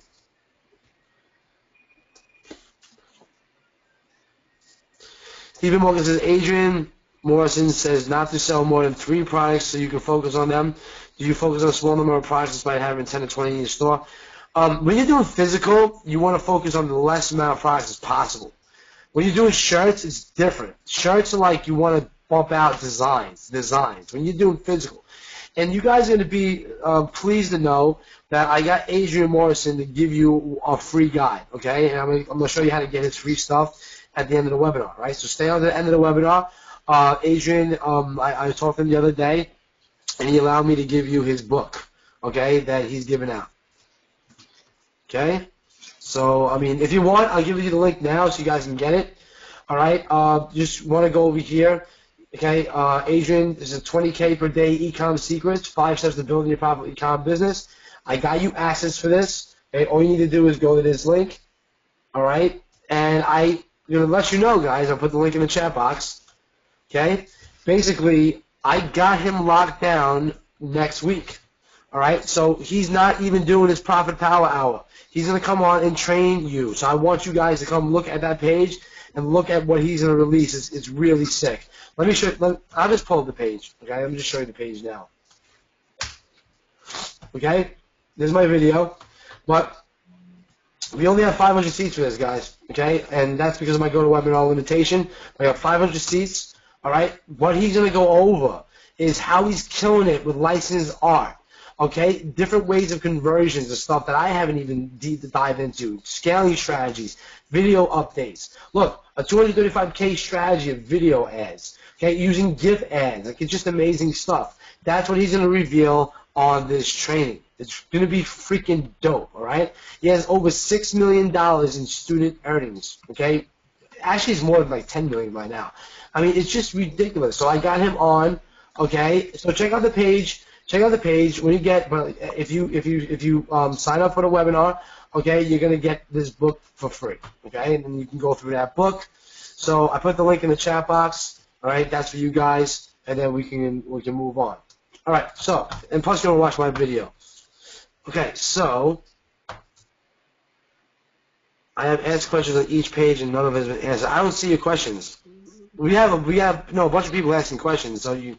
It's not like GoToWebinar just pops up in our face and says, question number 5. Actually, Ricky, I have her site up right now, and I'm taking a look at it, and the site looks nice. What I would do though is I would kind of remove that big picture like we were telling everybody to do on the other 2 sites we looked at, and I would add some more product images to that home page and copy the copy that we're using for the Privy app. But other than that, it looks really good. Well, she wants us to check her pixels. I can do that real fast.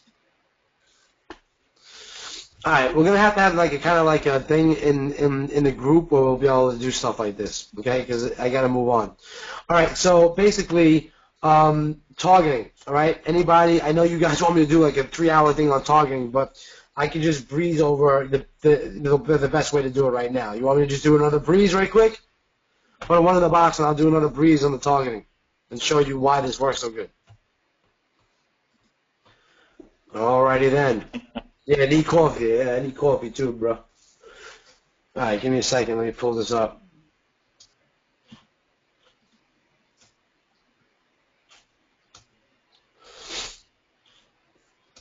Alright, let's go the ads manager. So we create an ad. Let's go to the audience. Alrighty then. Okay. So who remembers first what you need to do before you even get here? Find your what audience? Find your what audience? No. There you go. Steve got it. Find your scale audience. Find your scale audience. When you're looking at this box, you will not find your scale audience. So what we need to do is we need to go into the Audience Insights tool to find our scale audience. So we're going to go over here. We're going to go to Tools. We're going to click Audience Insights. We're going to pop over here. Okay, everyone on Facebook. And what is the range that I'm looking for? If you really want to follow, what is the range that I'm looking for? I'm looking for how many people in the audience to get my scale audience. How many people do I want in the audience if I want my scale audience? Steve got it again. Steve is paying attention. 1 million plus. Okay, so give me a niche. We'll do it from scratch. And I did this in day 3 for a couple of niches. Okay, runners. Okay, that was the first one that came up. What kind of runners though? Let's be a little bit more specific. Like, I get it, but runners what? That's maybe a little bit hard for me to target. Marathon runners? I would not even just go after that niche. I'm sorry. I'm not gonna do that. That's not even no. Cross country runners? All right, you want to do cross country runners? I mean, put a one in the box if you guys want to go cross country runners. We could fail miserable right now. Like, we literally could just fail at cross-country runners. Or find gold. All right, let's go with cross-country runners, and let's have some fun, because I honestly think we're going to fail with this one. But I may prove myself wrong. Okay, so I'm going to come over here, and I'm going to put in cross-country runners. Okay, then not anything pops up for that. Okay, but that did. Let's go.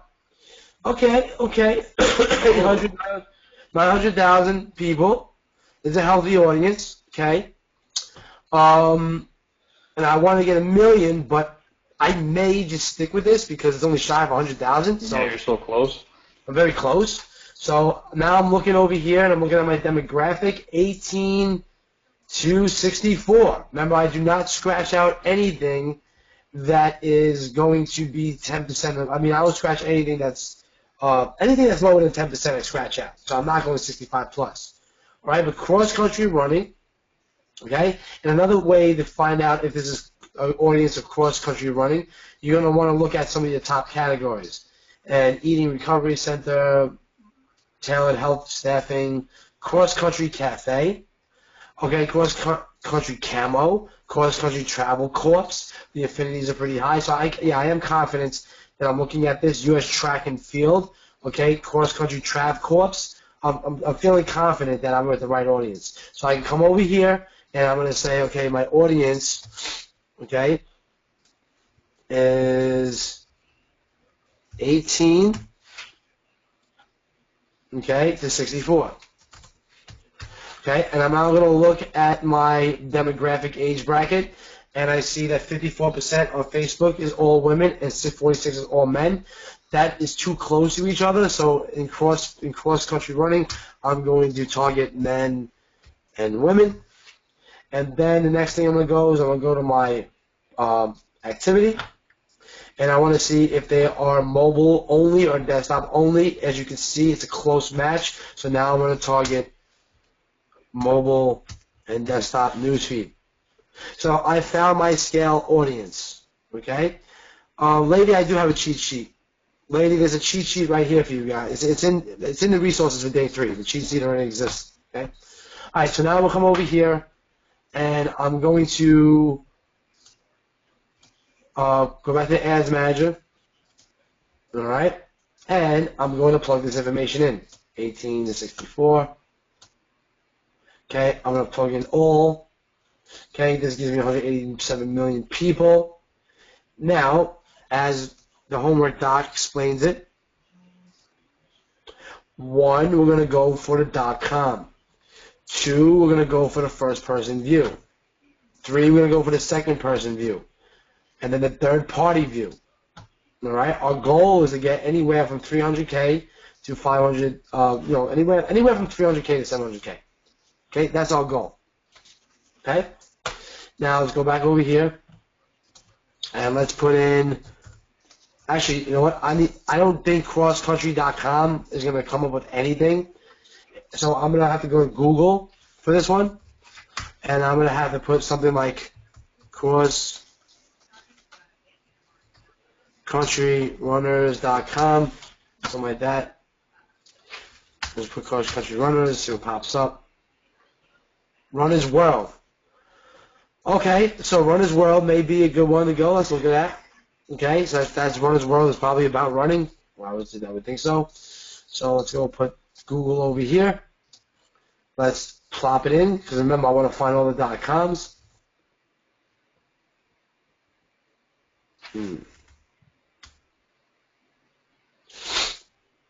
Runner's World. Let's see, let's put runners.com. Okay, what's sgrunners.com? Look it up, Ricky. What's sgrunners.com? Look it up quick. Pulling it up. You want to check them out sometimes. I just, like how a lot of the guys over here help me out with this. Does that have to do with runners? It's loading. It's a forum. Local race. It's a marathon in Singapore. Yeah, it's international. All right. That's not what I really want to go after. Let's see. Crosscountry.com. I kind of knew I was going to fail at this one. This is hard. Okay, let's go another angle. Marathon runners. Okay, if you run a marathon, you must do cross country. Let's put marathon runners. Okay, Runners World keeps popping up. I'm not sure why runnersworld.com is not coming up on Facebook though. That's crazy. That's magazine, isn't it? Active.com. Let's see what active.com is. Now remember, I'm trying to force the .com here. That's what I'm trying to do. Running and sports, kids and family, fitness and health. This looks a little bit like general, to be honest with you. Yeah. Slate.com, Forbes.com. I spelled it wrong. Looks like Runner's World is the best bet if you can really get it. Yeah, it's really weird that's not coming up. Yeah, it's not coming up though. So let me so what you can do. This is what you can do. RunnersWorld.com. Okay. Go to the Facebook. Go to Facebook itself. Type it in here. See what pops up. Wow. Oh, there we go. We got the magazine. That's the next best thing you want to go up. There we go. There we go. Now we're finding it. So now what we want to do is we're going to take the Runner's World magazine, because you may not be able to find the comms. That may happen to you. It's like not every niche is created equal. Okay? So you may have to start moving on to the magazines, the brands, and stuff like that to start getting it to spin out. Wow. Is that coming out? It may just be Runner's World, 2 words.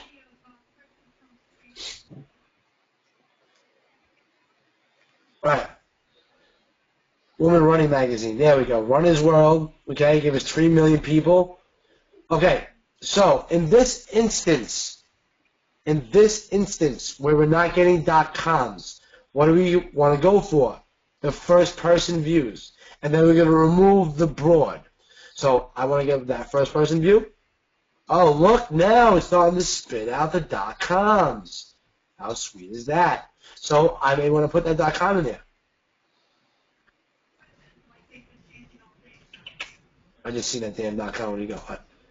All right, let's see if it pops out any more first-person views or .coms. All right, Mr. Running, boom. You have to force Facebook to kind of get what you're trying to go after, and once you get the original one, which is the broadest one, you can start to find the gold nuggets. Okay. Just to give you a little tip on what I do is that I'll start filling in like the big interest for runners, and then that'll start pulling out more and more suggestions.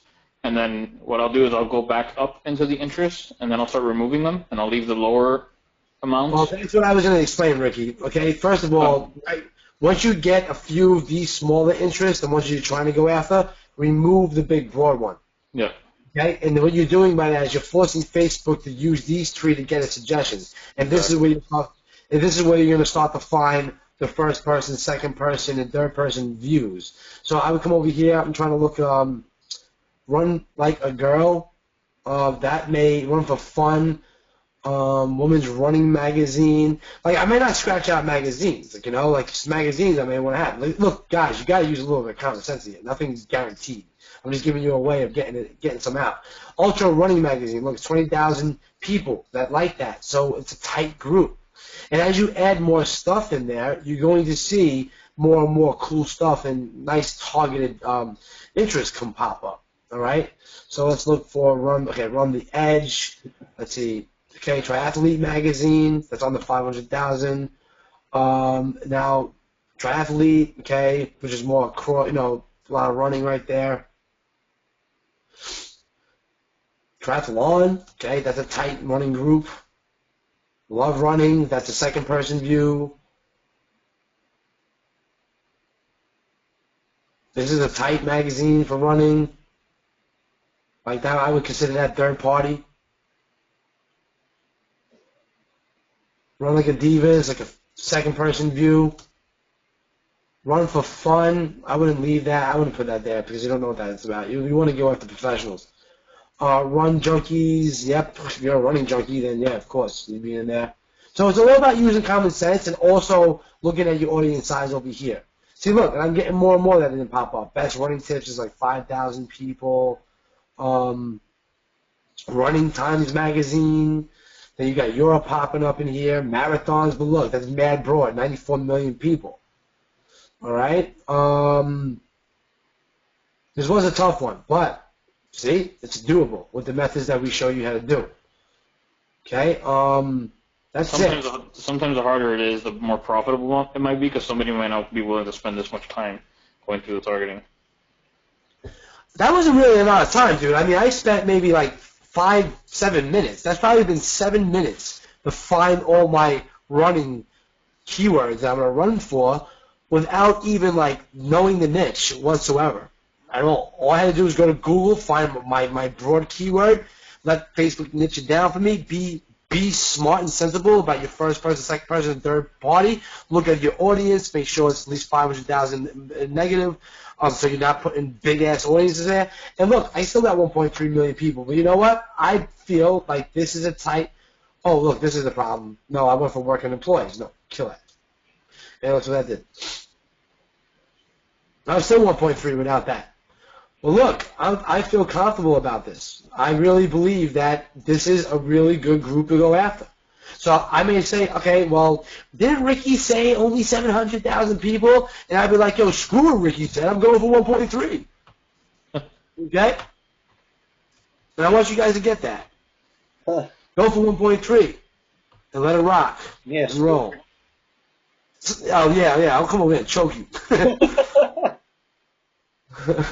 All right. Oh, yeah. All right, bro. Add a little comedy to this stuff. All right, let's move on. All right. Okay, bidding rules. Just follow this to the T. Just follow this. Okay, set it $5 a day. Run your ads continuously. Go for conversions. 1 day window. Okay, just follow that exactly. For your campaign structure. Okay, for your campaign structure, 1 campaign to 1 ad set, no more. Many posts to many ad sets. So you only have 1 post and many ad sets. What I mean is if you have a campaign that's winning, you have your 1 campaign, your 1 ad set, your post, but then you duplicate campaign 2 ad set, but it's the same exact post. Okay, unless it's a new product, okay, for every post, if you have a new shirt, a new product, new physical, 1 campaign, 1 ad set, 1 post. 1 campaign, 1 ad set, 1 post 2. Okay, and that's how you structure it. When you duplicate winning ad sets, 300% ROI, you will use the same winning post. And you'll launch your ads no later than 10 to 12 p.m. PST. You want to incorporate a push and pull method. Okay, so every ad set that is running must be pushed and pulled with a random $5 to $10 budget increase. We do it 3 times a day, between 8 and 9, 12 and 1, 6 to 12. You just want to give at least a 4 to 5 hour window before you optimize. Just keep that in mind. So before we increase the budget to a random $5 to $10, we check ROI, which is the amount you made versus the amount you spend. If we'd like to see it 3.0 and plus, if so, push it $5 to $10. Then on your next check, repeat the process. If you see a fall to 2x, then you need to pull it back, meaning decrease it $5 or $10. Duplicate and tweak. When you have a winning ad set, never touch it. The goal is to get more traffic to it. So we duplicate and tweak. Campaign 1, ad set 1, post. Here's my duplicated post. Campaign 2, ad set 2, same post. Just bigger audiences, tweaked audiences. So ad set 2 will be tweaked to the winning demo and the winning placements that are converting for you. So if I see on ad set 1 that I targeted my scale audience 18 to 64 mobile and desktop, but 24 to 34 is converting like crazy on mobile, my ad set 2 is going to be bigger budgets going to 24 to 34 on mobile only, but to the same post. Does that make sense? Put one in the box if that makes sense. You guys are following that. Okay, this is very important stuff. Yeah, this is stuff to feed yourself off of Facebook in 2017. You don't learn this stuff and you don't take it seriously, well, guess what? You're going to be trying to buy another course somewhere that's going to tell you the same shit. All right? So come over here, okay, but ad set 2 will be tweaked with the winning demo. Ways of scale. Push and pull every ad set. Duplicate and tweak. Duplicate ad audience. Every campaign must be building a retargeting list. I showed you how to do that. Go watch video 3. Use those retargeting lists to make LLAs. They become new audiences. An LLA is just another target for you. Duplicate and target the LLAs. Push and pull every ad set. Put LLAs in their own campaigns, their own ad sets. Okay? Download purchase lists from Shopify. Upload it to customer audiences. Target them. Target LLAs. Mix them with broad keywords. Okay, you can do this for all your winners. But I want to reckon you right here that don't do it too fast. So don't just say you got a winner. Okay, say you have a winner here. Slowly scale it. Make your next adjustment. The first adjustment we do is we tweak. See? Duplicate and tweak. Okay, so we're going to tweak. Maybe it's mobile, 24 to 34. And then you would push and pull. Once that's doing good for you, now move on. Make the next ad set, and maybe you're going to do an LLA with this one. Don't run an LLA 1, 2, 3, 4, 5, 6. Just start with LLA 1. If that doesn't do good for you, scratch it. Do LLA 2. Do LLA 3. Do LLA 4. Be cautious of your ad spend. You only want to spend 20% of your purchase conversion value. Okay? 20-30% of your purchase conversion value. So if you make $100, you only want to spend between $20 and $30 for that, give or take. Now, reporting. I wrote this all down for you. You guys have this, okay? This is reporting metrics really demystified. The thing to take away here is your CTR and CPC and CPM, so your click-through rate, your cost per click, and your cost per melee will be directly affected by your cost per purchase. And I'm going to talk about if you don't have a cost per purchase yet. Okay, so if I see a high cost per purchase, then my CTR will be low, but my cost per click and my CPM will be high. Those are flags. So if you spend $10 to $15 on an ad set and your click-through rate is below 3%, it's usually going to fail. So meaning that if you do not have a cost per purchase, it's a brand new campaign, you haven't got any purchases on it yet, so now you're going to look at your CTR. That becomes the important metric. If your CTR is lower than 3%, it's going to fail. Okay? Sometimes it may kick up. You never know. But usually 3%, if it's hovering a day or two at like 1, this day 2, it's another 1, and your relevancy score is like say below a 6, and you're not, it's going to fail. Okay? But when you're getting purchases, you like to see the cost per purchase below $7. This means the campaign is healthy. So I like to see below 5, to be honest with you. I like to see below 3. But that means that if my cost per purchase is below 5, my CPC is low. My CPM is low. My click-through rate is high, which means that the campaign is healthy. Okay? Your EPV, your earnings per visitors, which is your visitors divided by your made money, I want to see this at 1.5, 1.8 overall for the day. It says that every visitor is worth $1.50 to $1.80. So this means that every visitor that goes to your site is worth $1.50, as shown on the video. We have campaigns that are break even losing money for us, but it's bringing us 500 visitors a day. So if you calculate that, okay, ROI on the campaign, that's saying 500 times $1.50 is about $750 on that campaign. Even if it's losing me money, I'm still making money from the visitors bringing in. So it's making me $750 every 500 visitors.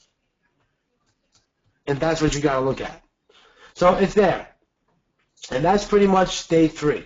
So any questions on day 3? Ian says his account as FB is in local time, which is 13 hours ahead of EST. You can try to switch your account to PST, bro. I think in the business manager settings, you can adjust the settings. I'm not sure. Can you? You know, Ricky? I don't know. I think it's based on, it can't be based on your location because ours is set to PST. Let me see something. Add account settings. Nah, it's set on PST. You can't do nothing about it. Yeah, you just can't do nothing about it.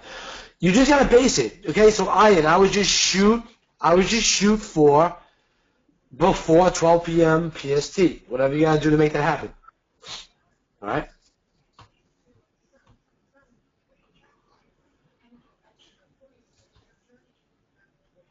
Alrighty then. So, where am I at? Let me pull up the homework stuff. So, just to let you know that everything is here. Okay, everything is over here for you to go through. Okay. If you have any questions, let us know. Okay, but day four was more about basically giving you an eye for designs. Okay. There was really no resource doc for day 4 because it's just a video of how you can't really make a resource doc for it. You just really got to look at the video and watch it because we gave you the first-person perspective when you're looking for designs and what makes winning designs and what makes failing designs and how you hire and how we hire and how we do the processes. So you're going to have to watch that video and, come into videos. You just have to watch that video and just try to duplicate some of our processes, incorporate them into your own. Okay, ways that you do this. Spend a good day on it, like a full day on getting that done, and it's going to be worth your time invested. All right, so any kind of questions you have general about anything? We'll stay here for a bit longer.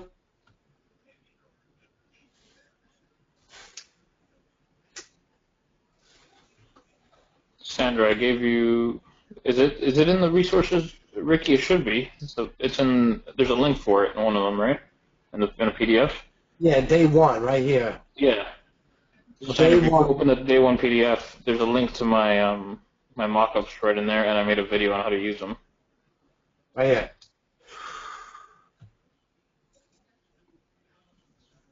Which one of Ezra Firestone's course would you recommend we watch? His stuff is really good. I mean, I'm still going through some of it. He has a new video ads course that I want to go through. I just haven't had the chance to go through yet. Richard said, this has been the best experience. Thank you guys for making this available. I'm glad, Richard. I really, really am glad. Look, sick or not, I'm showing up to do this. And I'm going to be honest with you, my throat is killing me right now, but I'm still here to do this for you guys. Okay? I'm a man of my word, and I'm going to stay that way. Can you show the Pulse Research tab how your process for that?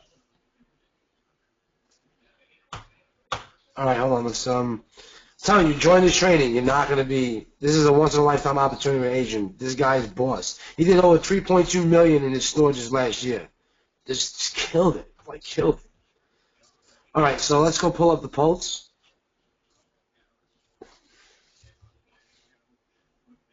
Hold on. Oh, my bookmarks. Oh, not bookmark, oh damn. Wait, hold on. Why is my bookmarks not coming up? Give me a second. I'm sending you a link. Yeah, send me a link. I don't know what the hell happened right now. I'm brain dead right now. Check the chat window. Alright. I don't know why my bookmarks are acting stupid, but I have my bookmarks. Anyway, alright, so we went over the processes that we use, and I'm not going to spend a lot of time on this, okay? Because we went on this in the video, and you're going to just have to watch the video. We have a t-shirt design process where it goes from pending designs to completed designs to ready to be launched. Then we have an ads queue process, okay, which is where we have the links. It's already on our store to go.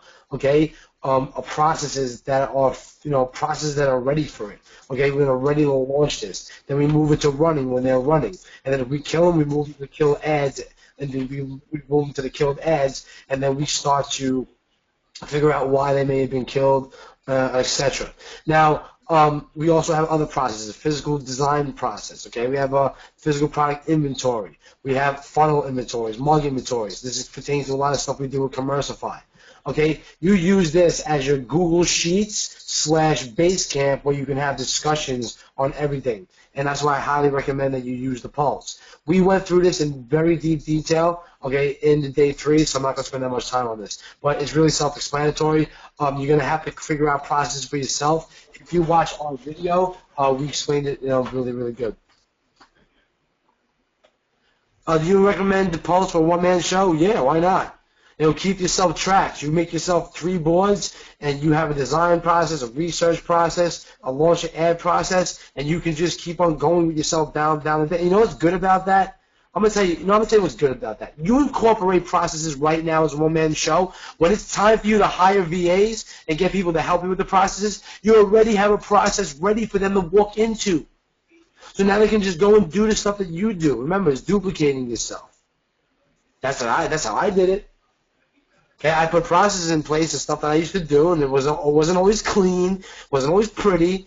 It started with Google Docs, it started with text files and Basecamp and all over the place, but I had like processes. Right now, if you force yourself to be process driven, you're basically not hurting yourself. Okay, you're not hurting yourself. Yeah, you can use Trello for process systems. Yeah, Trello's pretty good. Trello's good. I like Trello. The Pulse beats Excel. Yeah, million %. I was using Excel for this originally. Oh my god, it was a nightmare. How do you use Slack and the Pulse together? We don't. We use Slack for communication. We use the Pulse for project management. Yeah, 2 separate softwares. I believe there might be an integration, but we don't really need it. We don't really use it either. They have integrations with Slack, okay? You can do it. Like, you can have the pulses updated in the Slack channel. We just don't have any use for it at all. Trello... You spelled it right. Is that right here. Trello. This is Trello. Okay, and this is what Trello looks like from the back end. You have your boards. Okay, so yeah, so you have a board like this. Okay, you have your ideas, you have your working on, you have your completed. This is stuff that I was doing with this guy Carlos at the time, but we ended up just doing more through Facebook. But like, basically, this is what it is. So you come over here, Fusion reporting, okay, credentials, this is in progress, this is tested, this is completed. You can create as many boards as you like, and then you can just drag these around. Okay, it's in progress right now. Oh, it's in testing right now. Oh, it's been completed. And that's a cool way of keeping yourself on track as a one-man show. And it's also another cool way, too, as well, as if you want to get VAs in the process, because you can always open this up, and then you can add members to it, labels, due dates, move it to different things. It has a comment board. I don't like it for T-shirt stuff that we're doing right now. It would be way too hard for us to keep track of. I'm sure this is great for, like, development, which I actually may move over for development with this, because I like this for development. Yeah. And we're using the Pulse for development, and it kind of sucks. Like, it does. I'm using Pulse for development, and I don't like it. So I may move over to Trello for that. But the Pulse works perfect for what I'm showing you here. Okay, for ads and research and stuff like that. The Pulse is really good. Trello works really good for different purposes. So you're going to really have to figure out. I mean, I got Trello, I got I got Trello, I got Basecamp, and I got the Pulse. I use them for all different reasons. Basecamp, I work with my accountants in Basecamp. Okay, they love Basecamp, so I have to use Basecamp. But I have my own Basecamp where we may store passwords for servers and access stuff like that. Maybe important PDF documents that we have to keep track of. Okay, the Pulse, we use it for processes, assembly lines. Okay, Trello. Okay, I'm working with different people on Trello. They love Trello. Okay, I may move my development over there. So it really is just getting comfortable and used to what kind of project management software you want to use. Renato, I never used FreeCamp. Never heard of it. We'll check it out. There's so many project management systems out there. It's ridiculous. Limited use and limited processes. What does this do? Honestly, it's whatever you feel comfortable with, whatever works for you.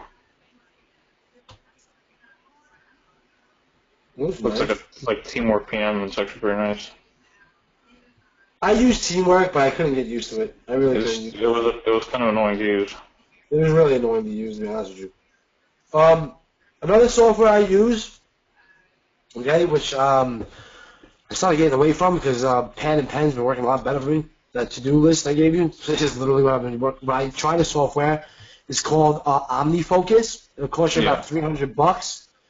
This is nice. You have your 30-day kind of view, and some of this is old. You have your check. You can have notes on it and stuff like that. You can break into projects. You can have your own inbox. You can have contacts. I mean, so stuff I wanted to do for my softwares. And this is nice, okay? But if you're not going to use it every single freaking day, it becomes old and stale. And then you're like, oh, now it becomes a chore of cleaning it up. So you know what? That's why I stopped using it.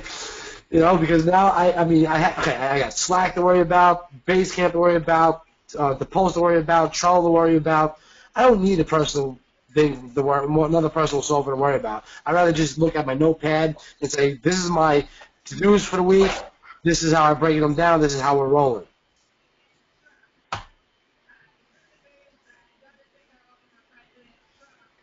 Yeah, too many balls in the air, Ricky. Too many balls. There's balls flying all over the place. John likes to go catch those balls. I would say that what I'm about to say next, but we're on the air right now, you know. Oh, shit. Phil says John is the ball boy. I know John's itching right now because I know what he wants to say. He's having conversions over there. He's having convulsions right now. He's tweaking in his chair right now. Yeah. All right, guys. I hope you got a lot out of this. I know, this was long. It was a long week. It was a long week, but hey, we survived it, right? We did it. Okay. My goal for you is to get you up to speed on everything that we did, and I think we did our job based on the responses that we got. And I want to, Darren says long but great and well worth it. Sandra says it's worth it. God bless. Jim says once again. So look, once again, I'm going to come over here, okay, in the group, and we're going to discussion, and I'll put any final comments on the 5-day training. Appreciated. Okay? Any final comments that you guys have? Love to see it. We're going to be in the group, right? So this group is not going anywhere. So as soon as we have all the videos cut up and ready to go, I'm going to let you know in the group how to get access to it. All right? And basically, you'll have it as an evergreen course that you can always go back and refer to anytime you need it. Rollins says confidence fully restored. Thanks, guys. Excellent. Thanks for your time and wisdom, guys. Most awesome training I've ever seen. It's 100% up to me now. It really is. We gave you everything. I showed you everything over my shoulder. I put it all out there for you. Okay? I could have charged a lot of money for this course, but I didn't. You know what? It's because I just want to see results. And we got a lot of cool things coming. And the more results I can get you, well, guess what? The more results you'll get me. How's that? So, Ricky and John, anything else you want to say before we start to close it out? No, that's pretty much it. Yeah. Unless anybody else has a question, I don't think so. I'll be in the Facebook group and in the Slack group to answer any questions like I usually am. Just gonna take a screenshot of this. Love that stuff. I'll be finishing up. I got 5 of you left with the Facebook covers. I'll finish those up by tonight. I'm gonna rest this weekend because I'm exhausted. And then next week I'll probably open it up to another 10 of you. So just keep an eye out for my post, and again, the first 10 to post. Yeah, guys, I'm gonna be honest with you. We have so much going on in our company right now, from not only this training, but just a lot of stuff. I mean, you gotta remember, we have 10 people that work for us. Development's on the way, a lot of stuff going on. So we're probably not going to be too much in the group this weekend. I guarantee you that. Okay. Definitely Monday though. When Monday comes around, I'll be 100% active in the group. I mean, yeah, I'll probably be in a group anyway because that's how I am. I have it on my phone regardless. Yeah, Ricky But, like, shuts up.